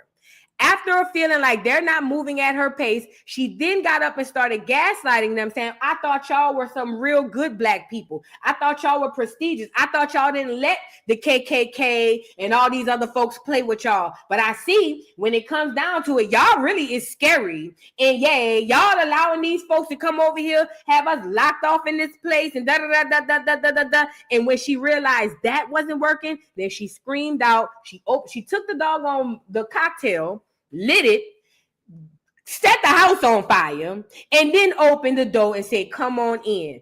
She should have been kicked out immediately. As a matter of fact, she should not have ever been invited to the opening of the juke joint. I think that's the part people don't understand. She should not have been invited to do anything or help with any portion of this juke joint. If it's for us, by us, it has to be for us and by us 100%. Inviting her in to do that sign and do that thing ultimately caused the demise of not only the cast, but a lot of the other people that were there at the juke joint as well. See, they will perceive themselves as your friends and as allies. But when it boils down to it, especially when you start talking coin economics and monions, when you start talking about that, you'll see who really your ally is, and you're gonna start looking to your left, your right, your up and your down, and realize you by yourself. She had no problem with sacrificing her and everybody else at the behest of her daughter. She should have never been allowed in the juke joint from the beginning. Her nor her husband. If it's for us, by us, I'm pretty sure it's a Negro somewhere around here who can draw. Go find him. That was the first problem I believe that they had. And even after you had her in there, when she started panicking, thinking twice about going with her husband, I would have heel kicked that heifer up out of that barn door so fast, she wouldn't have had a choice. Girl, go on with your people, girl. Your husband calling you, bye, girl. But as you saw in the movie, Annie, Marie, Smoke, and Stack, and all these other people, or everybody who was there, Delroy's character, they were all into, oh, well, no, we're going to save you. We're going to help you. That's Black Americans' problem. Y'all want to save everybody except each other. That's our problem. That's our problem right then and there. They shouldn't have never had her ass in there. Period, point blank. Now, moving forward, sorry, y'all. Get the likes up on the video. Now, moving forward, the last three characters I want to get into is obviously, what is her name? Pearline. Pearline, her name is Jamie Lawson. That's the Black woman right here. Pearline was a married woman who was also a singer. She came down to the juke joint, but she had a thing for young Sammy. Sammy was a kid. This could tap into a lot of how young boys were assaulted by older women. She was a grown-ass woman who had a husband. Now, I didn't know how old Sammy was. They never said. But it seemed to me he was at least grade age, meaning under 18, or at least 18. But she came down when they went to go get Delroy's character. When they went to go get the one who played the harmonica, she came down and basically she agreed to go sing. She's also the one who let him, you get it. You see what I'm saying? Pleasure her orally without washing up. And he said he wanted to taste it. I thought it was crazy that when he was in the car with Stack, was he in the car with Stack? When Sammy was in the car with Stack, Stack was telling him how to eat cooch. Telling him what to do, where to go, how to do it, basically. So he had his first experience on the married woman, Pearline, who was married, remember, in the movie, everybody's a sinner. Every single person is a sinner. But he had his first experience with Pearline. That's why he said, I want to taste you, because he was trying to get the full, I guess, thing in this situation. Also, Mary told Stack that you ate my cooter and effed me like crazy. So everybody was out there with their head between somebody's legs, okay? China said, marry funky woman. Girl, y'all is crazy. Y'all is crazy. Now this lady played the vampire wife. This guy played, who is this? Oh, that's the Asian husband. I want to see if they have the picture with Remick on it. But I can go find him. Hold on. Let me go get Remick, because Remick was a very important character. And it's something I want to clear up about the Remick character and about Black Americans, Irish, and all these other folks as well. I got to get into this. Y'all get the likes up on the video, please. And thank you. Hold on one second. Get the likes up on the video. Let me see what other pictures I have in here, because I think I have a picture of Remick. I do. This should be him right here. No, that's Michael B. Jordan. 1 second.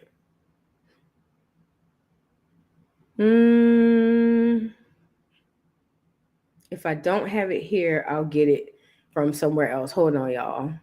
Y'all get the likes up on the video, please, and thank you. So Remick is the Irish vampire. Remick is a vampire. He was first seen running towards a house, running from some people. He knocks on the people's door. He's definitely clear, but he's Irish, clear. And just so we get a little context on these Irish people back in those days, let's really be clear about it. When the quote unquote founding fathers, right? Let me see if I can find this picture. When the founding fathers, hold on, Remick.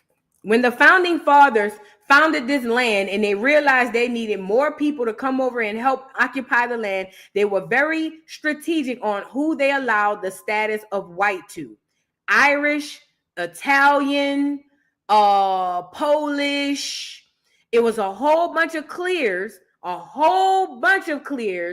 who did not gain the status of white. Remember, white is not a color. It's only a color to us broken, poor folks, okay? White is not a color. It is a status.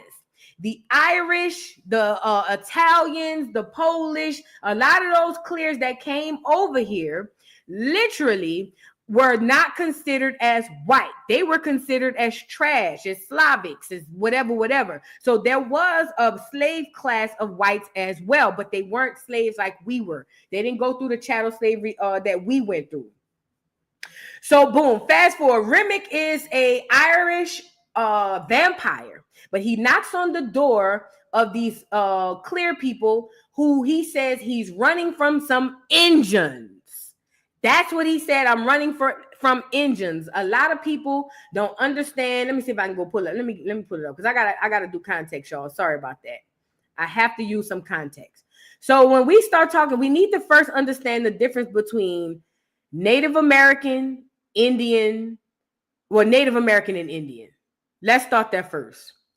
We need to understand the difference between Native American and Indian. Indian/Injun and or Injun are the indigenous copper colored people that that was already here when all those Europeans got off the boat, okay? Hold on. I want to see. I'm trying to show y'all something when we start talking about these engines. So where was I going? New Orleans Indian. Hold on. I want to show y'all. See, whenever you type, TikTok is very strategic. When you type in engine, it says no results. Why you think that is? Let me see what this is. No. Oh yeah, you can hear it in this song. The Indian or indigenous person were darker skinned black people. Let me show you the photo so you won't think I'm just making this up. When those folks came over here and found the population of people over here, not only in North America, but in the indigenous, in the Caribbeans and all those other places, here are the people they found. These are the people they found. Darker, copper colored, Black American or black people. That's what they found. These are your Injuns. These are your Indian/Injuns. Now, in the past, and nowadays, they'll say that the Native American is the Indian, is the Injun. That is a lie. That is a lie. That is a lie. That is a lie. The Native American is just what it is. The Native American. They are not the Indian. They are not the Injun. The Injun and the Indian are your people who look like me and you. Before they went into the whole paper genocide, changing our classification from Indian to Negro, stripping us from our doggone heritage and our lineage and our history. Before they did that, we were the Injun/Indian, okay? And just to give you a little more context, the emblem of America, which I've shown y'all before. Let me pull it up. The emblem of America, which I have shown you. Oh, this is another photo of what they saw when they came here. I'm just giving y'all a clue of what they saw when they came here. I want to find that emblem of America photo. I want to say it's, do I still have it? I don't think I have it. But even in the emblem of America, they talk about the black people or the copper colored people that they ran across as the emblem of America. Okay. Now, when Remick, wait, let me back up. Let me show y'all how they still use Injun in terms in music today, even in New Orleans, who are the Black Indians, masking Indians, if that's what you want to call it. Let's get into it.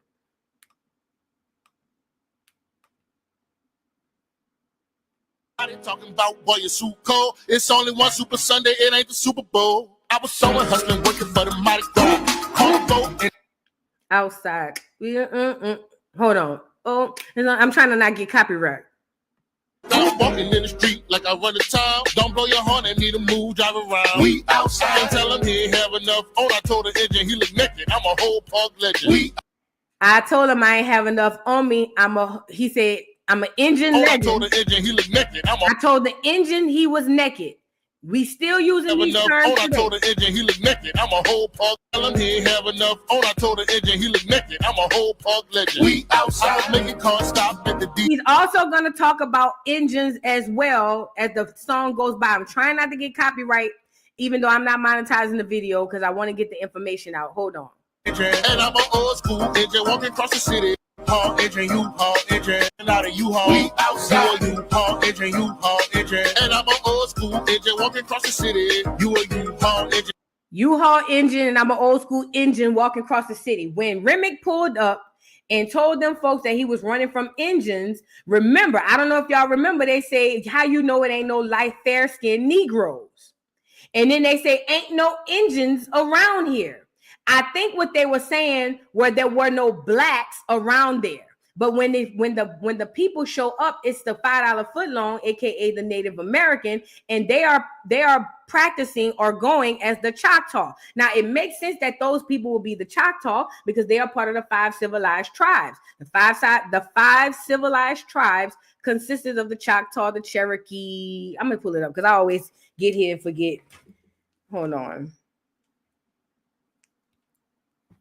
5 civilized tribes: Chickasaw, Choctaw, Creek, or Muskogee, and Seminole nations in Cherokee. So your $5 footlongs, aka Native Americans, were the figurehead, the face of the 5 civilized tribes, okay? So when he goes to the door, knocking on the door, these clear folks saying, let me in, it's some engines coming behind me, but then I see Choctaw Native Americans. In my mind, I'm thinking, well, who was actually chasing him? Now, in the movie, it implies that the Native Americans were chasing him because they knew that he was a vampire and that he probably shouldn't be let into their homes. But because those folks were racist and ignorant, all they cared about was that he was a clear man, you a Native American, $5 footlong, and I'm going to take his side over yours, okay?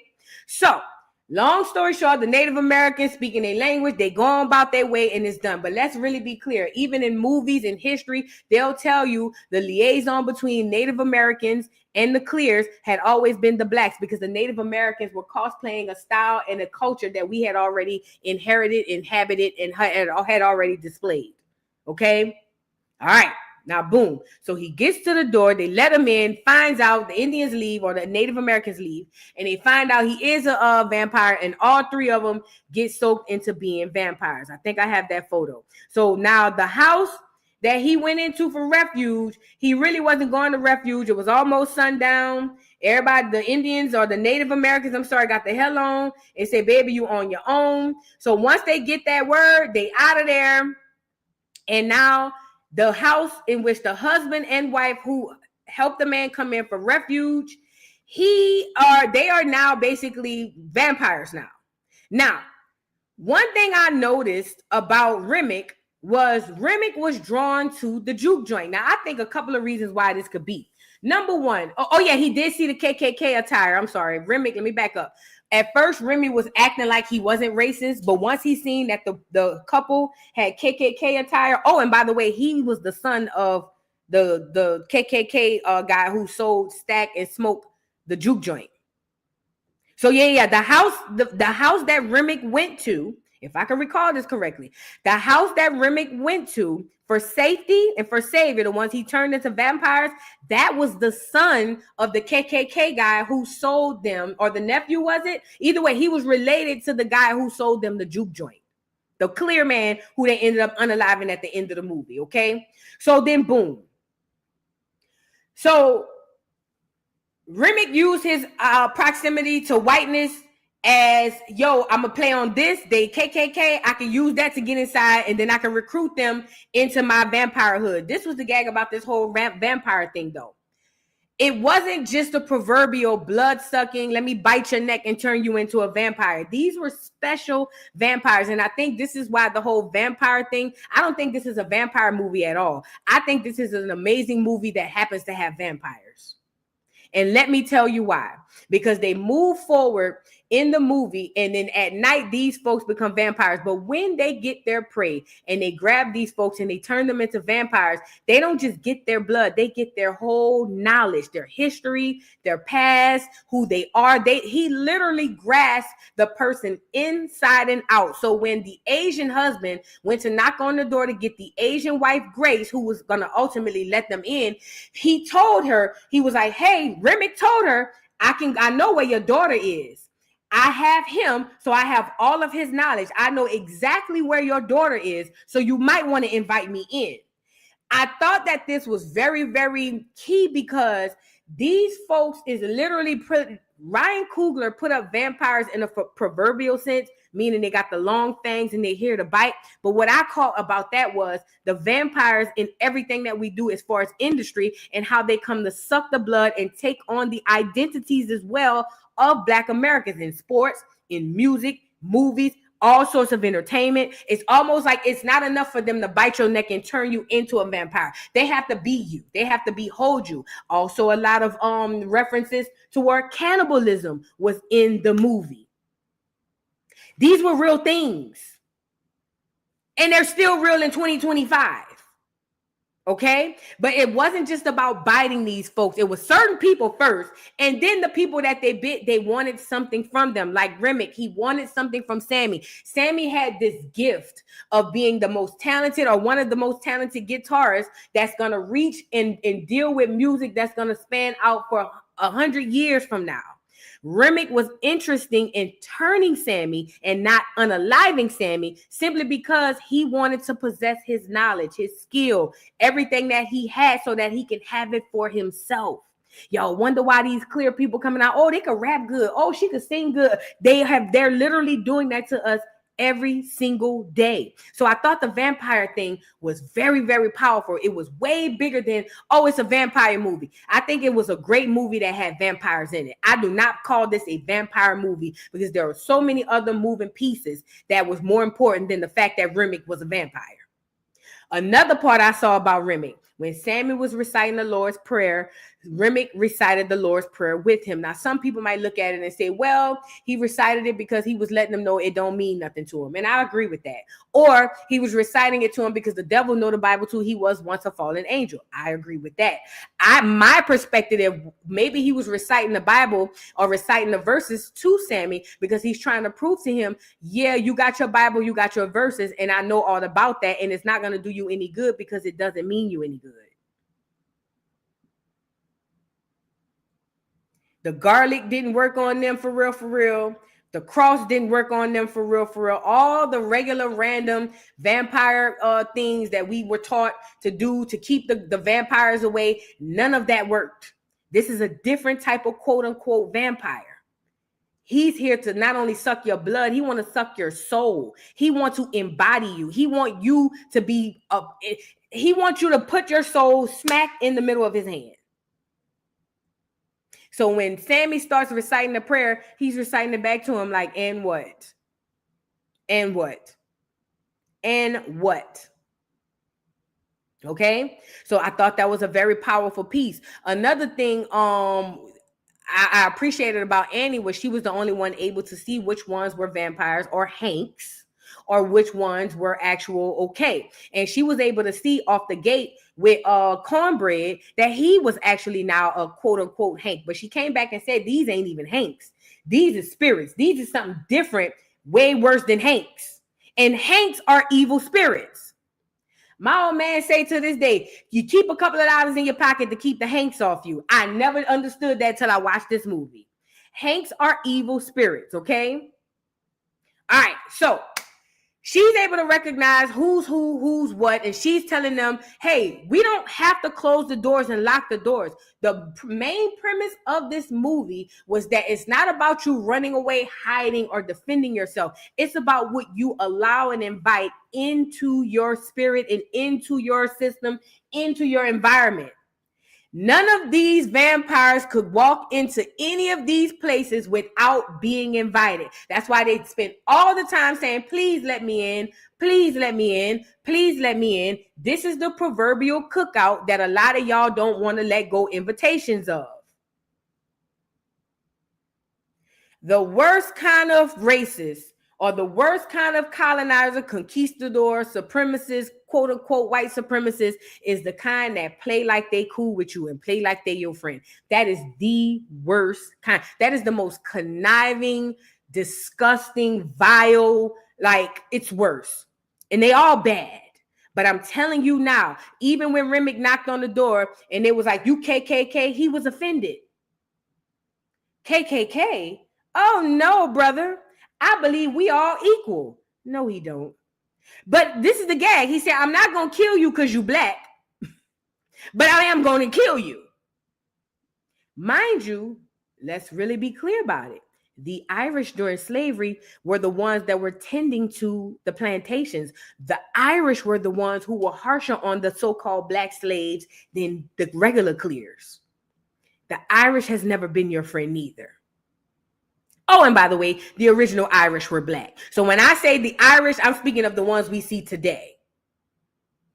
The original Irish were black.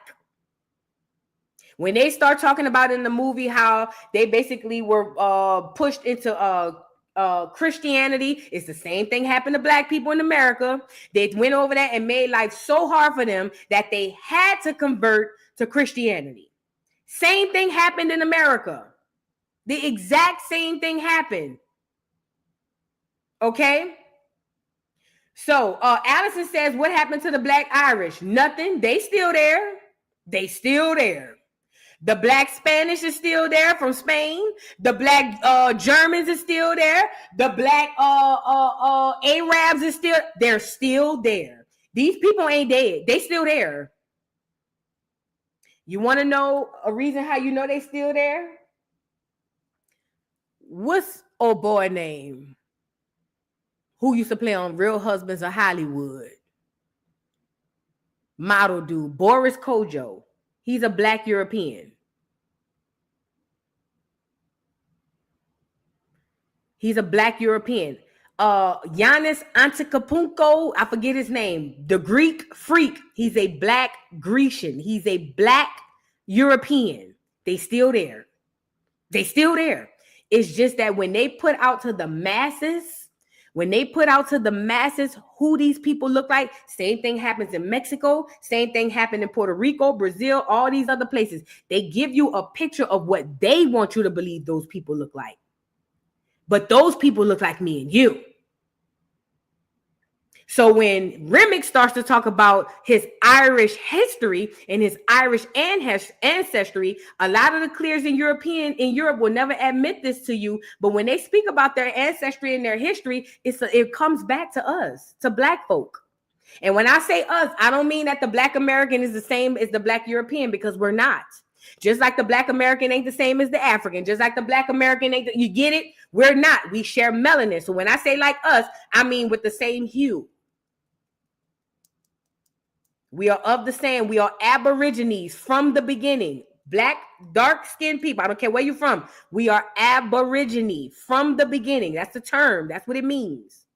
So when you see these other folks coming in here talking about, oh, I'm Irish, oh, I'm Polish, oh, I'm German, oh, I'm this, that, and the third, they are the new face of those folks. All right. So boom. Fast forward. So Remick, basically, like I said, another thing I told y'all that stuck out to me was when he said, well, if I can't come in, after they asked him if he was KKK, he asked, why was it that Mary able to come in? And the reason being is because Mary is an octoroon, and he understands that in order to keep the race pure white, then of course we toss her to the side. But he knows that mentally, spiritually, emotionally, and genetically, she's more white than black. And I don't give a damn who she was raised around. Because her vulnerability, let's get Mary up here.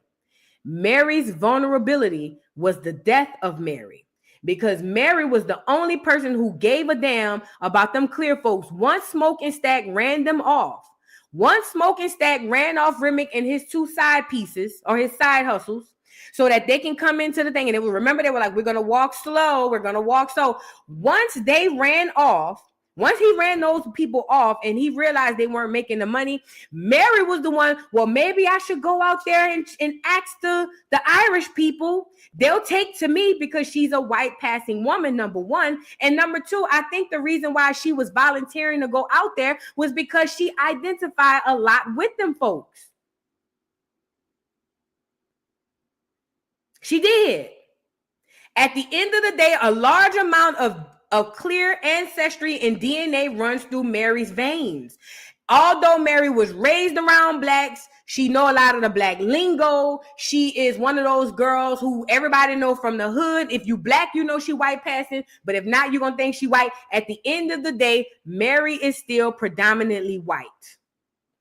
And I think that's why she had no issues in wanting to go out there to talk to them. And they knew that too. So he lured her in with music in which she was all mesmerized by. And by the time she sat down and asked them to come in, he showed her some gold coins. And then she was like, yeah, y'all come on in. And when she realized they were going to try to do something to her, they took her.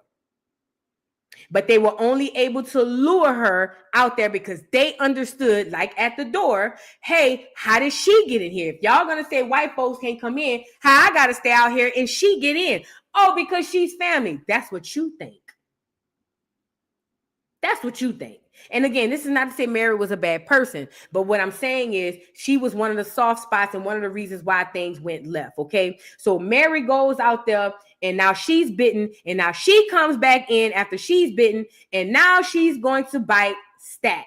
Now, the crazy thing about Stack is one of those people who's loose. He outside. He don't care about much of nothing. He just trying to get his coin. You feel what I'm saying? It is what it is. Hold on. Let me see if I have that photo of her and Stack. I think I have it in here. Hold on. I'm pretty sure I have it in here. There's a photo of Mary and Stack. Hold on. I thought I had it. But anyway, she's loving on Stack. She's married to this clear person, but Stack was still smashing on her. Is this Stack? I can't see the color. But Stack was still smashing on Mary. But he stopped smashing on her, pushed her off to a clear rich man, and was like, go over there and live a better life. Because number one, if they find out I'm smashing on you, they're going to think you white, and they're going to automatically hang me. Because back then, Negroes couldn't procreate and deal with the clears. Because she's white passing, remember. So he thought to save her, you go over here, have a good time, enjoy yourself, go be rich and clear and have a great time. But she would just want to come back. And plus, he was still sleeping with her. Okay? So she comes back and she's like, hey, Stack, let's go mess around. Stack is like, nah, I can't really do that. Plus, it's not good for us to do. And she was like, so you've been stealing all this stuff and you can't come steal this coochie? And the next thing you know, they in the room, she on top of him, and now they're having intercourse. A whole hoopla is going down outside because Cornbread had to leave to go use the bathroom. Now he bit, nobody don't know it yet, and he left Delroy's character, which was the harmonica player, to watch the door. So by the time Smoke sends Sammy to go get Stack, it's too late. First, Sammy saw him in there making out. Then he came back. By the time they came back, when he went got smoked, she had done already bit him, and he was already gone. At this point, Annie Sticks jumps in and was like, listen, yo, we got to get him up out of here. He is not one of us. Once he's been bit, he's done. So they locked him off in a room. He tries to get his way out, but either way, it's to no avail because he wasn't able to get out. But he does. It takes Smoke a little while to realize, although I'm looking at my brother, like Annie told him, that is not your brother. That is not your brother. Okay? So anyway, fast forward.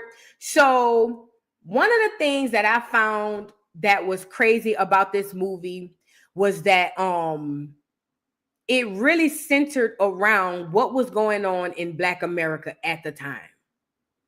Now, it adds a level of, what's the word I want to use?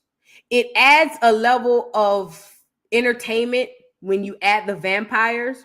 But I'm a person who do believe that bloodsuckers are real. Call them vampires, call them whatever you want. But these things, hoodoo and all these other things, these spirits and all this other stuff that was happening in the Delta, that was really happening in that time. And especially when you talking about a thing called the blues, which is going to literally give birth to music as we know it. You don't think those clears were like Johnny on the spot trying to get in that? When Remick said he smelled Sammy and he knew that's where he was, I think what he smelled on Sammy was the gift. It attracted him to them. Because he needed Sammy, he needed the hoodoo priestess, and he also needed Smoke and Stack because of their expertise. Okay? It said a lot about Black American history without saying a lot. If you pay attention to what this film was talking about and what was going on in this film, it spoke a lot about Black American history. You got Annie, who's from Louisiana, who's a hoodoo priestess, who's found her way up to Delta, Mississippi in love with Smoke, who they had a baby, which I guess was either stillborn or didn't make it. And she has been up in the Delta, Mississippi, protecting him from that moment on, even after he left. Her hoodoo, her mojo, all the prayers, all of the throwing the rocks, all of those things is what kept him safe. She didn't really give a damn about Stack per se, but because he was his brother, she made sure that he was straight by proxy, okay? But this Louisiana hoodoo woman is the only one in this sort of clique that's in touch and in tune with the spirits. And if it were not for Annie, everybody would have been dead. So I thought it was dope that Michael B. Jordan had that character love interest in her. I thought that was super dope. I thought it was dope that at the end, he basically Annie knew, let me see if I have a photo of Annie. Annie knew that basically she threw down her rocks and she realized that she wasn't going to make it out of the ordeal. She knew that she wasn't going to survive. And she begged Smoke to basically unalive her in her heart if and when she's bit. Or when she's bit, that's Annie right there. When she's bit, so that Remick would not be able to receive her gifts and or her soul. There's a whole thing going around the industry right now. They say people sell their soul. People don't understand how dark and depth that meaning is.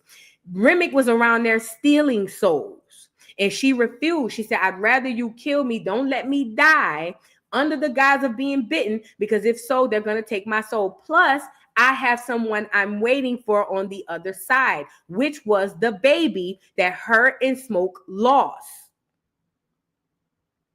So her whole thing is, I don't need them to garnish my powers, my strength, my spirituality. So you need to do this for me.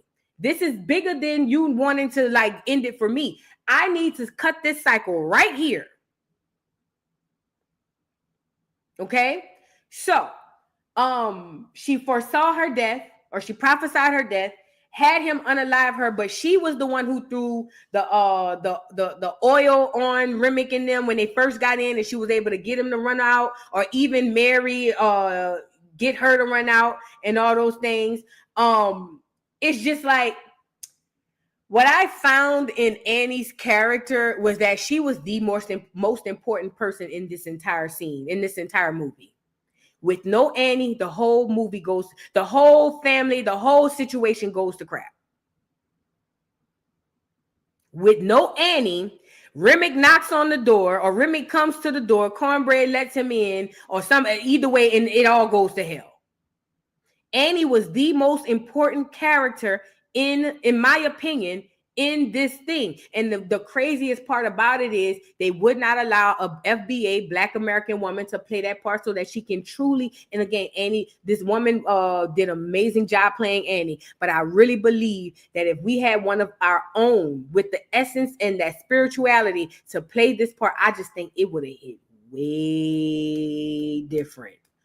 Way different. And it wouldn't surprise me if he had one at first and then they turned around and told him, no, switch that out. Okay? Now,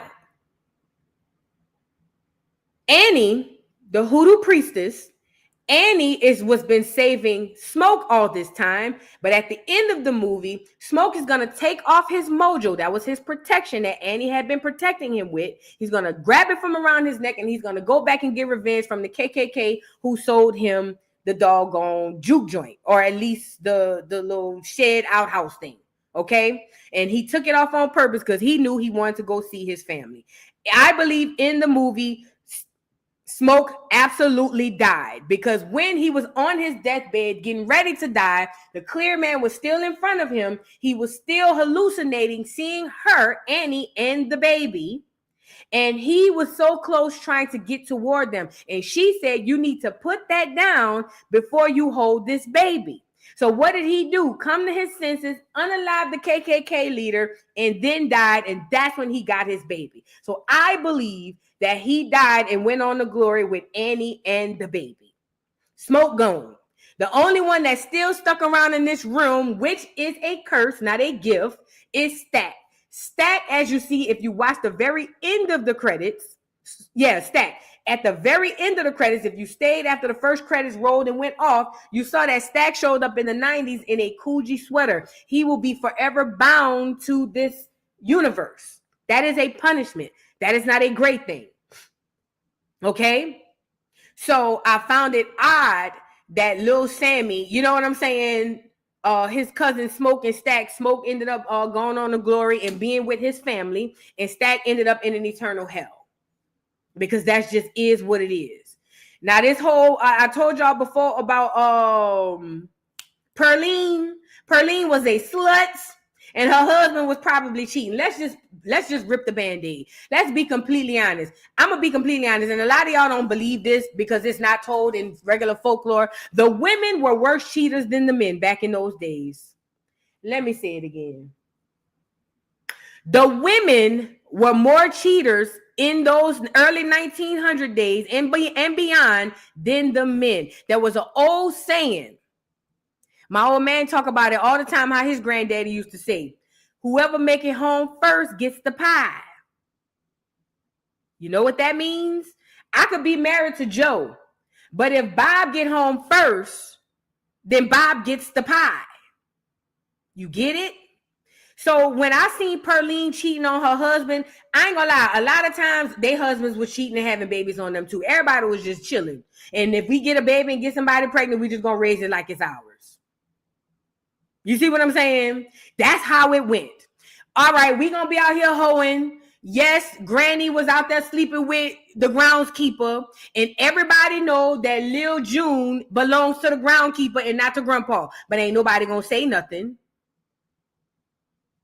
So Perlene, in my opinion, represented that black woman in that era. Listen, don't let the craziness fool you that black women was just sitting at home crying and cooking and playing silly. They had a lot of Suge Averys out here too. I think Perlene represented that black woman in history because a lot of us were sexually liberated and we didn't, you see what I'm saying, just lay down and get played over. But I do think that it's problematic that Sammy is portrayed to be a young boy, but that also talks about what happened during those times. Older women slept with younger boys. Even in 2025, they're doing it. Older women sleep with younger boys, and the younger boys are taught that that is a rite of passage. You did a good thing. You shouldn't feel no type of way. When the fact of the matter is, it's essay and it's R wording, and it's no different if the shoes were on another feet.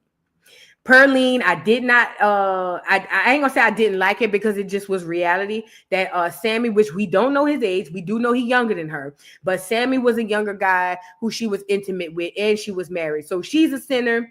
Everybody on the cast is sinners, okay? Everybody.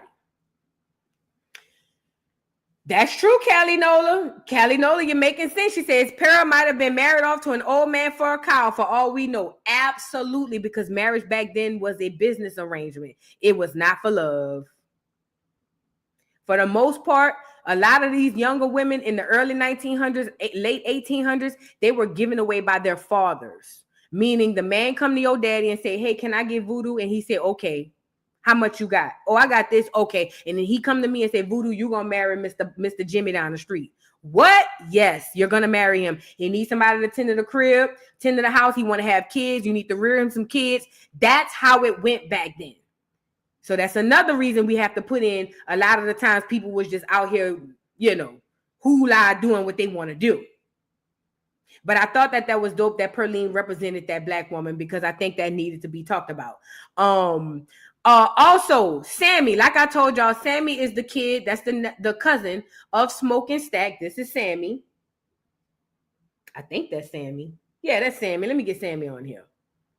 This is Sammy right here. I think that was him. But Sammy is the cousin of Smoke and Stack. I said this at the beginning. Smoke and Stack were coming back to the Delta to open up their own juke joint and deal with the devil that they know. But one thing I realized was Stack made it his point to make sure that after the daddy was unalived, after Smoke unalived the daddy for assaulting and beating and abusing Stack, because apparently legend has it that Smoke and Stack were twins. Smoke was born first. Everything went fine. Stack had some complications that caused him to come out breached or the wrong way. Long story short, the mama ended up dying, and their dad hated Stack for that. The daddy felt like Stack was the reason why his wife wasn't there.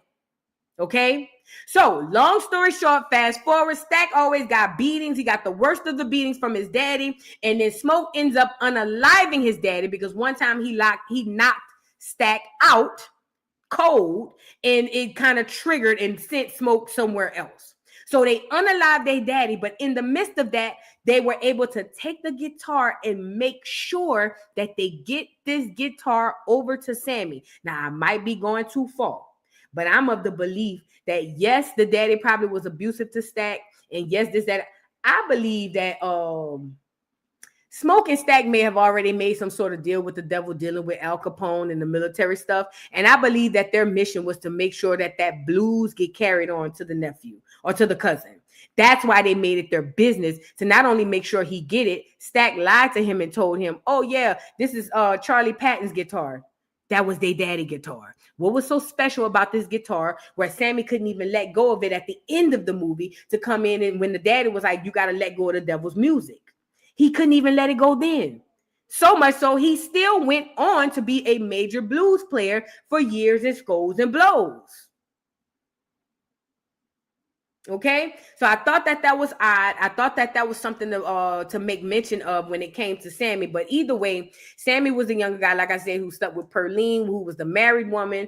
And I think Sammy's character is one of the second most important, if not the most important character, because Sammy is the one with the gift. It's not a talent. One thing, Delroy's character, what is the character's name?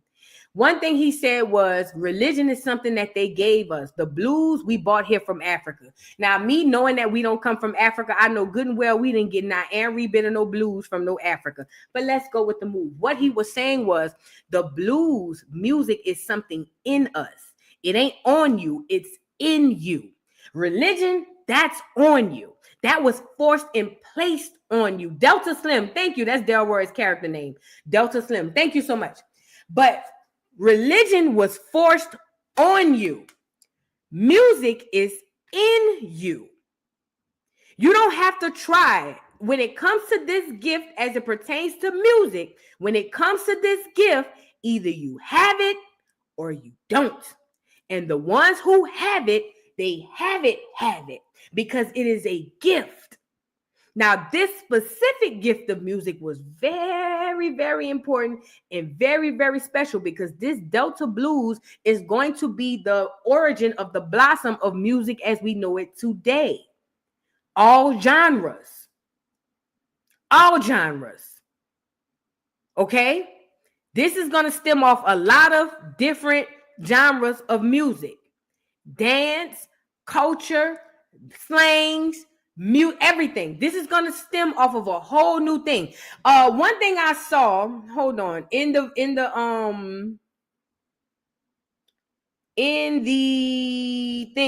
dance scene. I want to talk about the dance scene really quickly. The dance scene where Sammy sings this song with this amazingly beautiful voice. I thought I had the picture. If not, I'm gonna send it to myself. Sammy sings this song with this amazingly beautiful, gorgeous voice that actually kind of like reaches out and grabs you. When you really think about it, it kind of reaches out and grabs you. It must be up here. It kind of reaches out and grabs you when you hear it. But what I loved about that scene was how they were able to take that one blues song or that one blues era or that one blues situation and turn it into any and everything that we know of as music today. Okay? I'm gonna end with that. Hold on. One of the dancers I saw, and I played this earlier, was the dancer that's in my intro. Let me pull him up. This is the dancer in my intro, and this was also one of the dancers inside of the Sinners movie. Can you hear me now? Oh. The one with the costume, sorry. Can you hear me now? Oh, let's go! It's your boy Big Chew, the voice of the beat. You know what I won't blaze up. Come on, blaze up. It's the beat for me. Wow. You don't need to see the whole thing. Those dancers are African dancers. They just came upon that dance in the mid 1900s.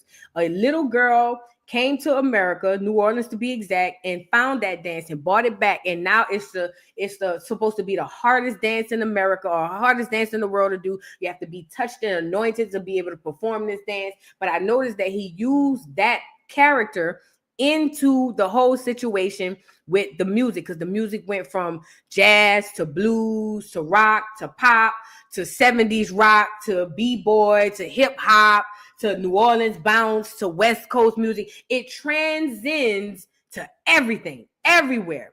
And what I know about my history of studying those dancers is that we didn't go to Africa and see those people dancing over there and brought it back to New Orleans. It was actually quite the opposite. Yes, the Asian dancer too. The Asian dancers was on there too. Okay. We didn't go there and copy their style and came back and brought it to us, but it's documented that they did to us. So when I saw that, I saw the Asian people, that kind of threw me off. The Chinese dancing, the Irish dancing, all that stuff. It made me think, is what Ryan Coogler trying to say is that blues birthed all these things? Because remember, when you start off the dancing scene or the scene with the dances, it starts off with the blues. It starts off with the blues. So I'm wondering, is what he was trying to say was that the blues was the birth of all these other genres of music that we know today, all these other styles, all these other, you see what I'm saying? Some people might look at it and say, oh, well, no, what he's trying to say is the blues is encompassing of all these other genres. And you can see it like that, but I don't get it from that, because that dancing scene started off, the way it started off was simply with Sammy, nobody else. It started off with Sammy. That's the nephew with the guitar. He's starting the song because it's his set. And from his set and his song comes all these other things. It depends on how you look at it. The way I'm looking at it, knowing the history that I know, I'm going to go out on a limb and say that what he's trying to portray is that actually the blues birthed a lot of these things that y'all think came from the blues or think didn't come from the blues. Okay? So I just wanted to add that part in. Hold on really quickly. Y'all get the likes up on the video. I want to make sure I don't miss nothing. Hold on. Another thing I wanted to talk about. We talked about that. We talked about Smoking Stack from Chicago. We talked about Mound Bayou. That's where their dad is from. Like I said, I really hope they go into that type of situation. And you know, knowing what we know about Mound Bayou, where they from, where Smoking Stack and them is from, knowing what we know about Mound Bayou, how successful and how wealthy and how well off those people were, it makes sense why Smoking Stack never bowed their head when speaking to clear people. Why Smoking Stack ain't had no problem telling them white boys, you send your clan back around here and we're going to pop them upside the head. The thing that they don't want to tell us about our past and our history is that we fought. We fought. Okay, let's never forget that. We fought. Ooh, this is a good thought. Lit T Talk says, good hint on Howlin' Wolf comment, because he did go to Smokestack Lightning. He sure did. Now, this is another thing too. A lot of people are saying that Sammy is supposed to be Howlin' Wolf. Or supposed to be Robert Johnson, or supposed to be, you know, it's a correlation, because all of these people come from the Delta Blues. I mean, yeah, the Delta Blues, Delta Mississippi, Muddy Waters, all these folks. And a lot of these folks coming into the Delta Blues too, a lot of them are by way of Louisiana as well. When you start looking at What's the guy in that Cadillac Records movie with the harmonica? He was from Louisiana. It's a lot of intertwining there that they were showing in this whole, you see what I'm saying? In this whole situation with the movie. But honestly though, y'all, I thought it was a dope movie. I thought it was, I could listen to different perspectives about this movie until I'm blue in the face. And I've seen it twice and I do want to go see it again. But what I've learned about what I've seen in this movie is that there's a lot about our history, specifically our history, Black American history. Nobody else, just our history that need to be talked about and it need to be discussed. I think that Ryan Coogler knows more than what he's portraying, but I think he has to play the game in order to get the message out with the movie. And I think that's what he did. But ultimately, at the end of the day, our history is so rich. Our history is ridiculously rich. And this is another thing I want to know too. Stack went on to be a vampire and he obviously was still running around the music industry. Do y'all think Stack could have been one of the main vibes and forces behind the music industry after that? Because remember, 60s, 50s, 60s, 70s, 80s, 90s, all the way up to the day, it's been demonic, devilish. You see what I'm saying?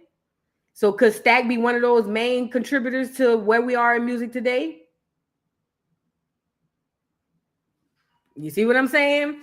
Again, I thought it was a dope movie. I thought the concept was dope. I think a lot of people gonna have a problem with it simply because their name's not added into the story and Who cares? We were independent of everybody, and we are still and can be still independent of other people. Our history isn't incumbent. What am I saying? Our history isn't leaning on anybody else but us. Nobody else was us. Nobody else but us. I'm sorry. And I think it was a dope movie. I thought the concept was dope. I don't care about the Latinos feeling the way. I don't care about the $5 footlongs feeling the way. All I care about is that Black Americans go see the movie and learn something from it. Even if it's something, small and minute. Learn something from it. Because there are so many hidden gems in this stuff, in this movie. It's ridiculous. So many hidden gems in this movie. I'm trying to think. Did I forget any other part y'all want to discuss about the movie? Put it in the chat before I get off of here. Maybe I missed something because I feel like I missed some other stuff that I want to say. But if there's any other part you want to discuss on the movie, let me know. Say it ain't so. Thank you for the super chat. Vu, I've been on the replay or in the bushes lately because I have started a new job and been training. But just know this, I have been here. I absolutely love your content. Thank you so much. I really, really, truly appreciate you so much. Thank you. Say it ain't so. And good luck on your new job. Screen Queen, thank you for the super chat. This is dope. My Mammy Till was not afraid of them white folks. No. And see the way they talk about the whole situation in Mississippi around that time, they make it seem like all the blacks was just afraid of the clears, and that's not true. Danya, thank you for the super chat. Says, Vu, this goes back to your earlier live.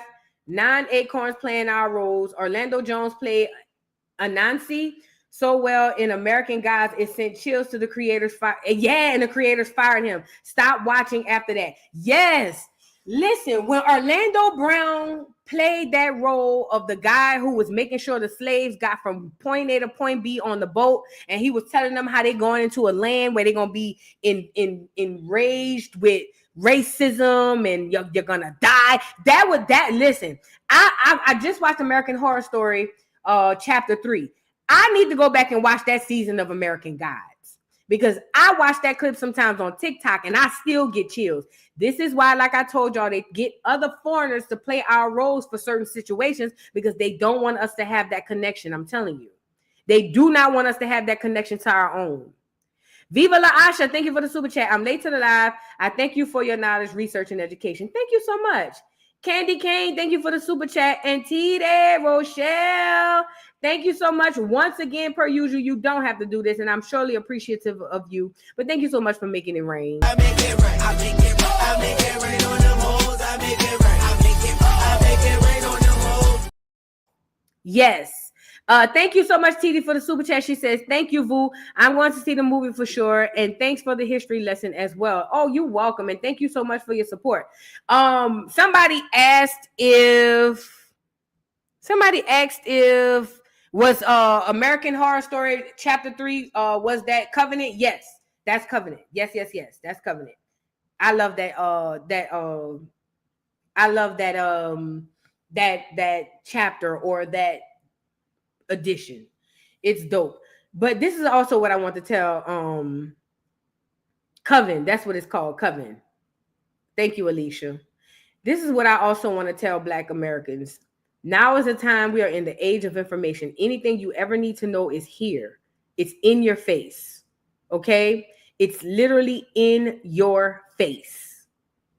If you need to know about anything, it's right there. The knowledge is right. They put a lot of it in entertainment and they squiggle it all up to kind of confuse you, but they do that on purpose. But the thing about it is the information is right here. You just have to decode the information and see and understand what you're looking at. Okay.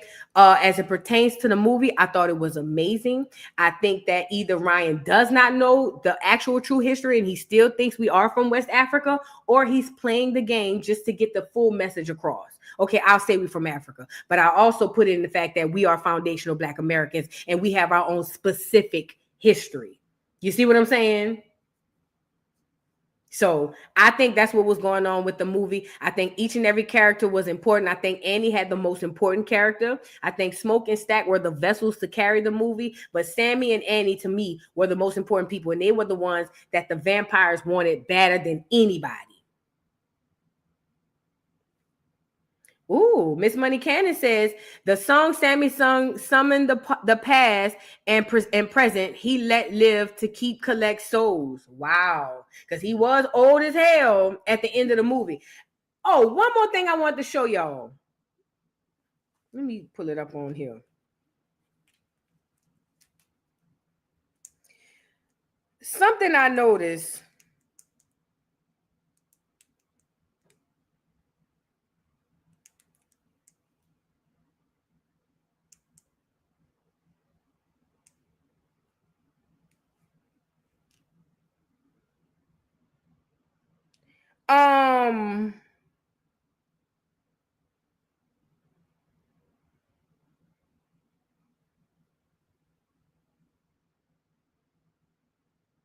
So one of the songs that Remix sang was called Rocky Road to Dublin, and he spoke about how basically they were jacked up and treated as slaves and pushed into Christianity and all that stuff. But it was another song when they were talking about picking.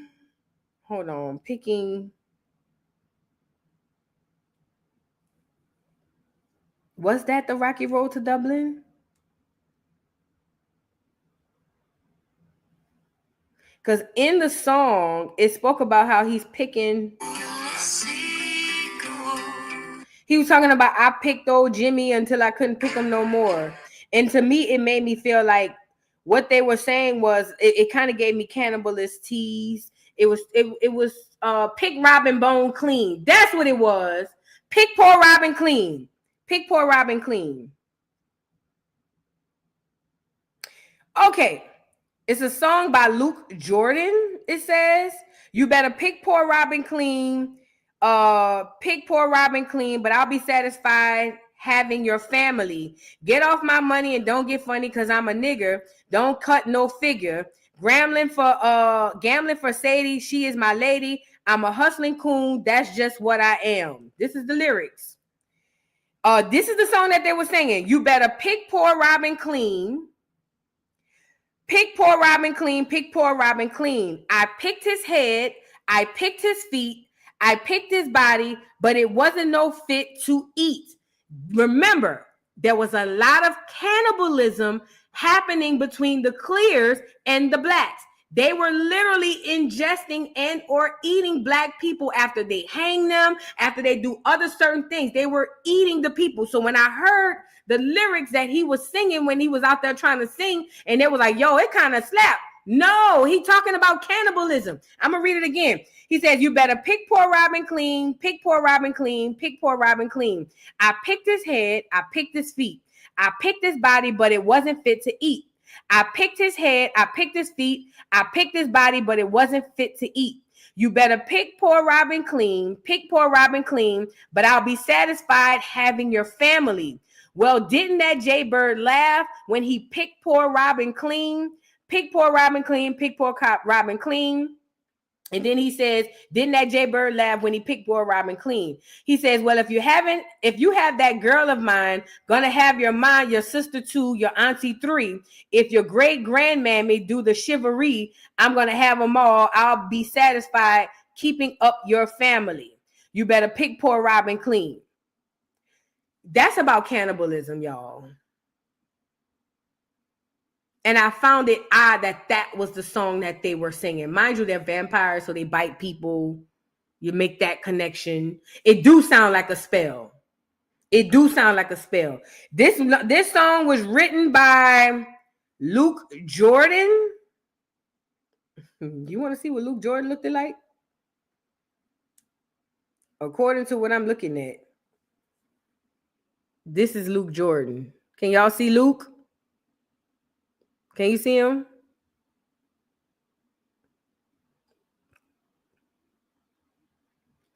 According to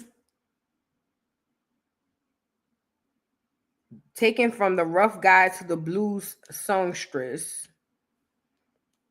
his name is Luke Jordan.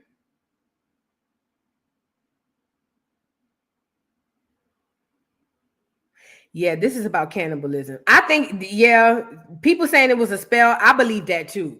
But that was the first thing caught my eye and my attention when they were singing that song. Pick poor Robin clean. He wasn't fit to eat. I was like, what the hell? Girl. Anyways, outside of the music, it was a lot of symbolism in this movie. I can't even cover it all. I enjoy hearing everybody else's take on it. They coming from different perspectives. Some people coming from a spiritual perspective. Some people coming from a historic perspective. Some people coming from all different ways and angles. And I love each and every way and angle that is coming from. I think that like I said, this movie is one of them movies back in the day. You would have had to buy it on VHS and keep watching it until you figured it out. And even then, you wait 10 years and realize you still never figured it out. That's this movie. But I heard that allegedly they're trying to do like prequels and sequels and all types of other stuff. You see what I'm saying? I heard that they're trying to do spinoffs from the movie. I would love to get into Annie's character and her hoodoo in Louisiana history. I would love to get in Pearline, who your husband is, while you down at the juke joint every night and you out here sleeping and cheating. I would love to see what the Smoke and Stack story was prior to them leaving to go to fight in World War I. How was it growing up? Did they daddy and Sammy's daddy, were they in a group? Did they see something? Did they experience something? Did they sell their souls to the devil and knew that at some point one of their kids was going to have to sacrifice for it? I don't know. You see what I'm saying? But the moral to the story is, like I said, the moral to the story is this. Everybody ain't invited to the cookout, and sometimes not even your own folks, because Cornbread was one of us, but they didn't even know it at the time that Cornbread had done got bit and he was an op. Everybody ain't invited to the cookout. As a matter of fact, I wish we would close down all the cookouts and never have another cookout ever again. Because we done got the reason why back in the day, they told us that when the Pilgrims met the Indians, they say the Indians taught them how to fish, how to eat, how to bathe. They gave them the clothes off their back. They were so sweet and so kind to the Pilgrims. And they say the Pilgrims waited till the Indians fell asleep and then unalived them in mass numbers and pushed them off and enslaved them and other things of that nature. Y'all don't see the same thing happening over and over and over and over. Y'all continue to allow these folks in your space, even some of our own, and you continue to get bit. Black Americans just don't get it. You continue to welcome these folks into your sacred spaces at that. Welcome these folks into your sacred spaces. And it's not just clear. I'm talking about even the ones like Cornbread who are you, but are not of you, okay? Y'all continue to allow these folks in your space, wishing and hoping for a different result, and it's literally never going to happen. The moral to the story is find your kind and stick with your kind. And gatekeep.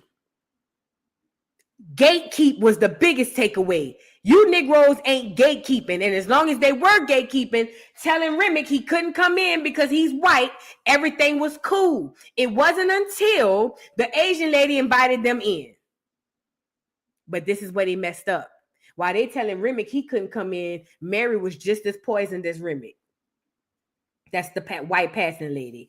But with that being said, y'all, I'm going to get off of here. I appreciate each and every one of y'all for being here. I hope y'all learned a lot about Mound Bayou. I will be doing a video on Mound Bayou because I want to expand more on that. Mound Bayou was a rich, affluent Black American population in the Delta, Mississippi, where millionaires, if you weren't on the live when I talked about it, millionaires thrive in Mound Bayou, Mississippi. That's in the Mississippi Delta. That is also where Smoke and Stack's father and brother are from. Okay, so let's really be clear about that. Shout out to everybody in the building, y'all. I appreciate each and every one of y'all. I swear to God, I really do. Blair Edwards, thank you for the super chat. Says, Vu, you've got to watch American Horror Story season 12. Okay, Delicate. It's about witchcraft and celebrity and loosely based off Rosemary's Baby.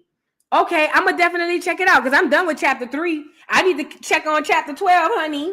Season 12. Thank you so much. I sure will do. Thank you, Blair. And Dimple Pop, thank you so much for the super sticker, y'all. I got to get off. I appreciate you guys so much, so much, so much. I love all y'all. Y'all go watch the movie if you haven't already. Sorry if I spoiled it for a few of y'all. But even if I spoiled it, I could tell you about the movie from front to back. You still need to go see it. And I saw it twice. You still need to go see it. So don't call it a spoiler alert because you're going to get in the movie and still, it's not, you're going to have to be there to see it. Love y'all down to the ground. I'm about to joke y'all out. I'll catch y'all on the next one. Peace.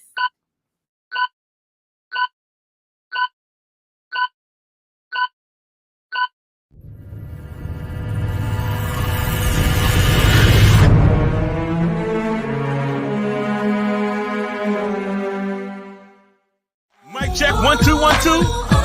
We live, baby. Come on. That's right. Okay. Can you hear me now? Oh, let's go. It's your boy Big Chew, the voice of the beat. You know what I won't blaze up. Come on, blaze up. It's the beat for me. Wow, wow, wow, wow, wow, wow, wow, wow, wow, wow, wow, wow, wow, wow, wow, wow, wow, wow, for your guy, for your B-O-Y. Drop it for your guy, for your B-O-Y. Do it for your guy, for your B-O-Y. Come on, baby, we are. For your boy. For your boy. Also for your boy. Fix it for your boy. Drop it for your,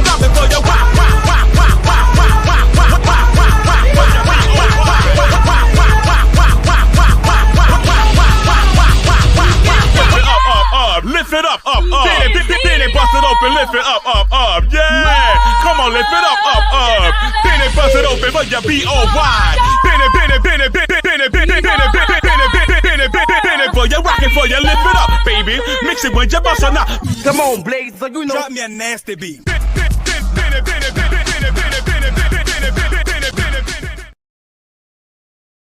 Mr. Carroll, how you give the voodoo doll time to talk? I don't get no fucking time to talk. Who the voodoo doll is? The nigga you just had up here.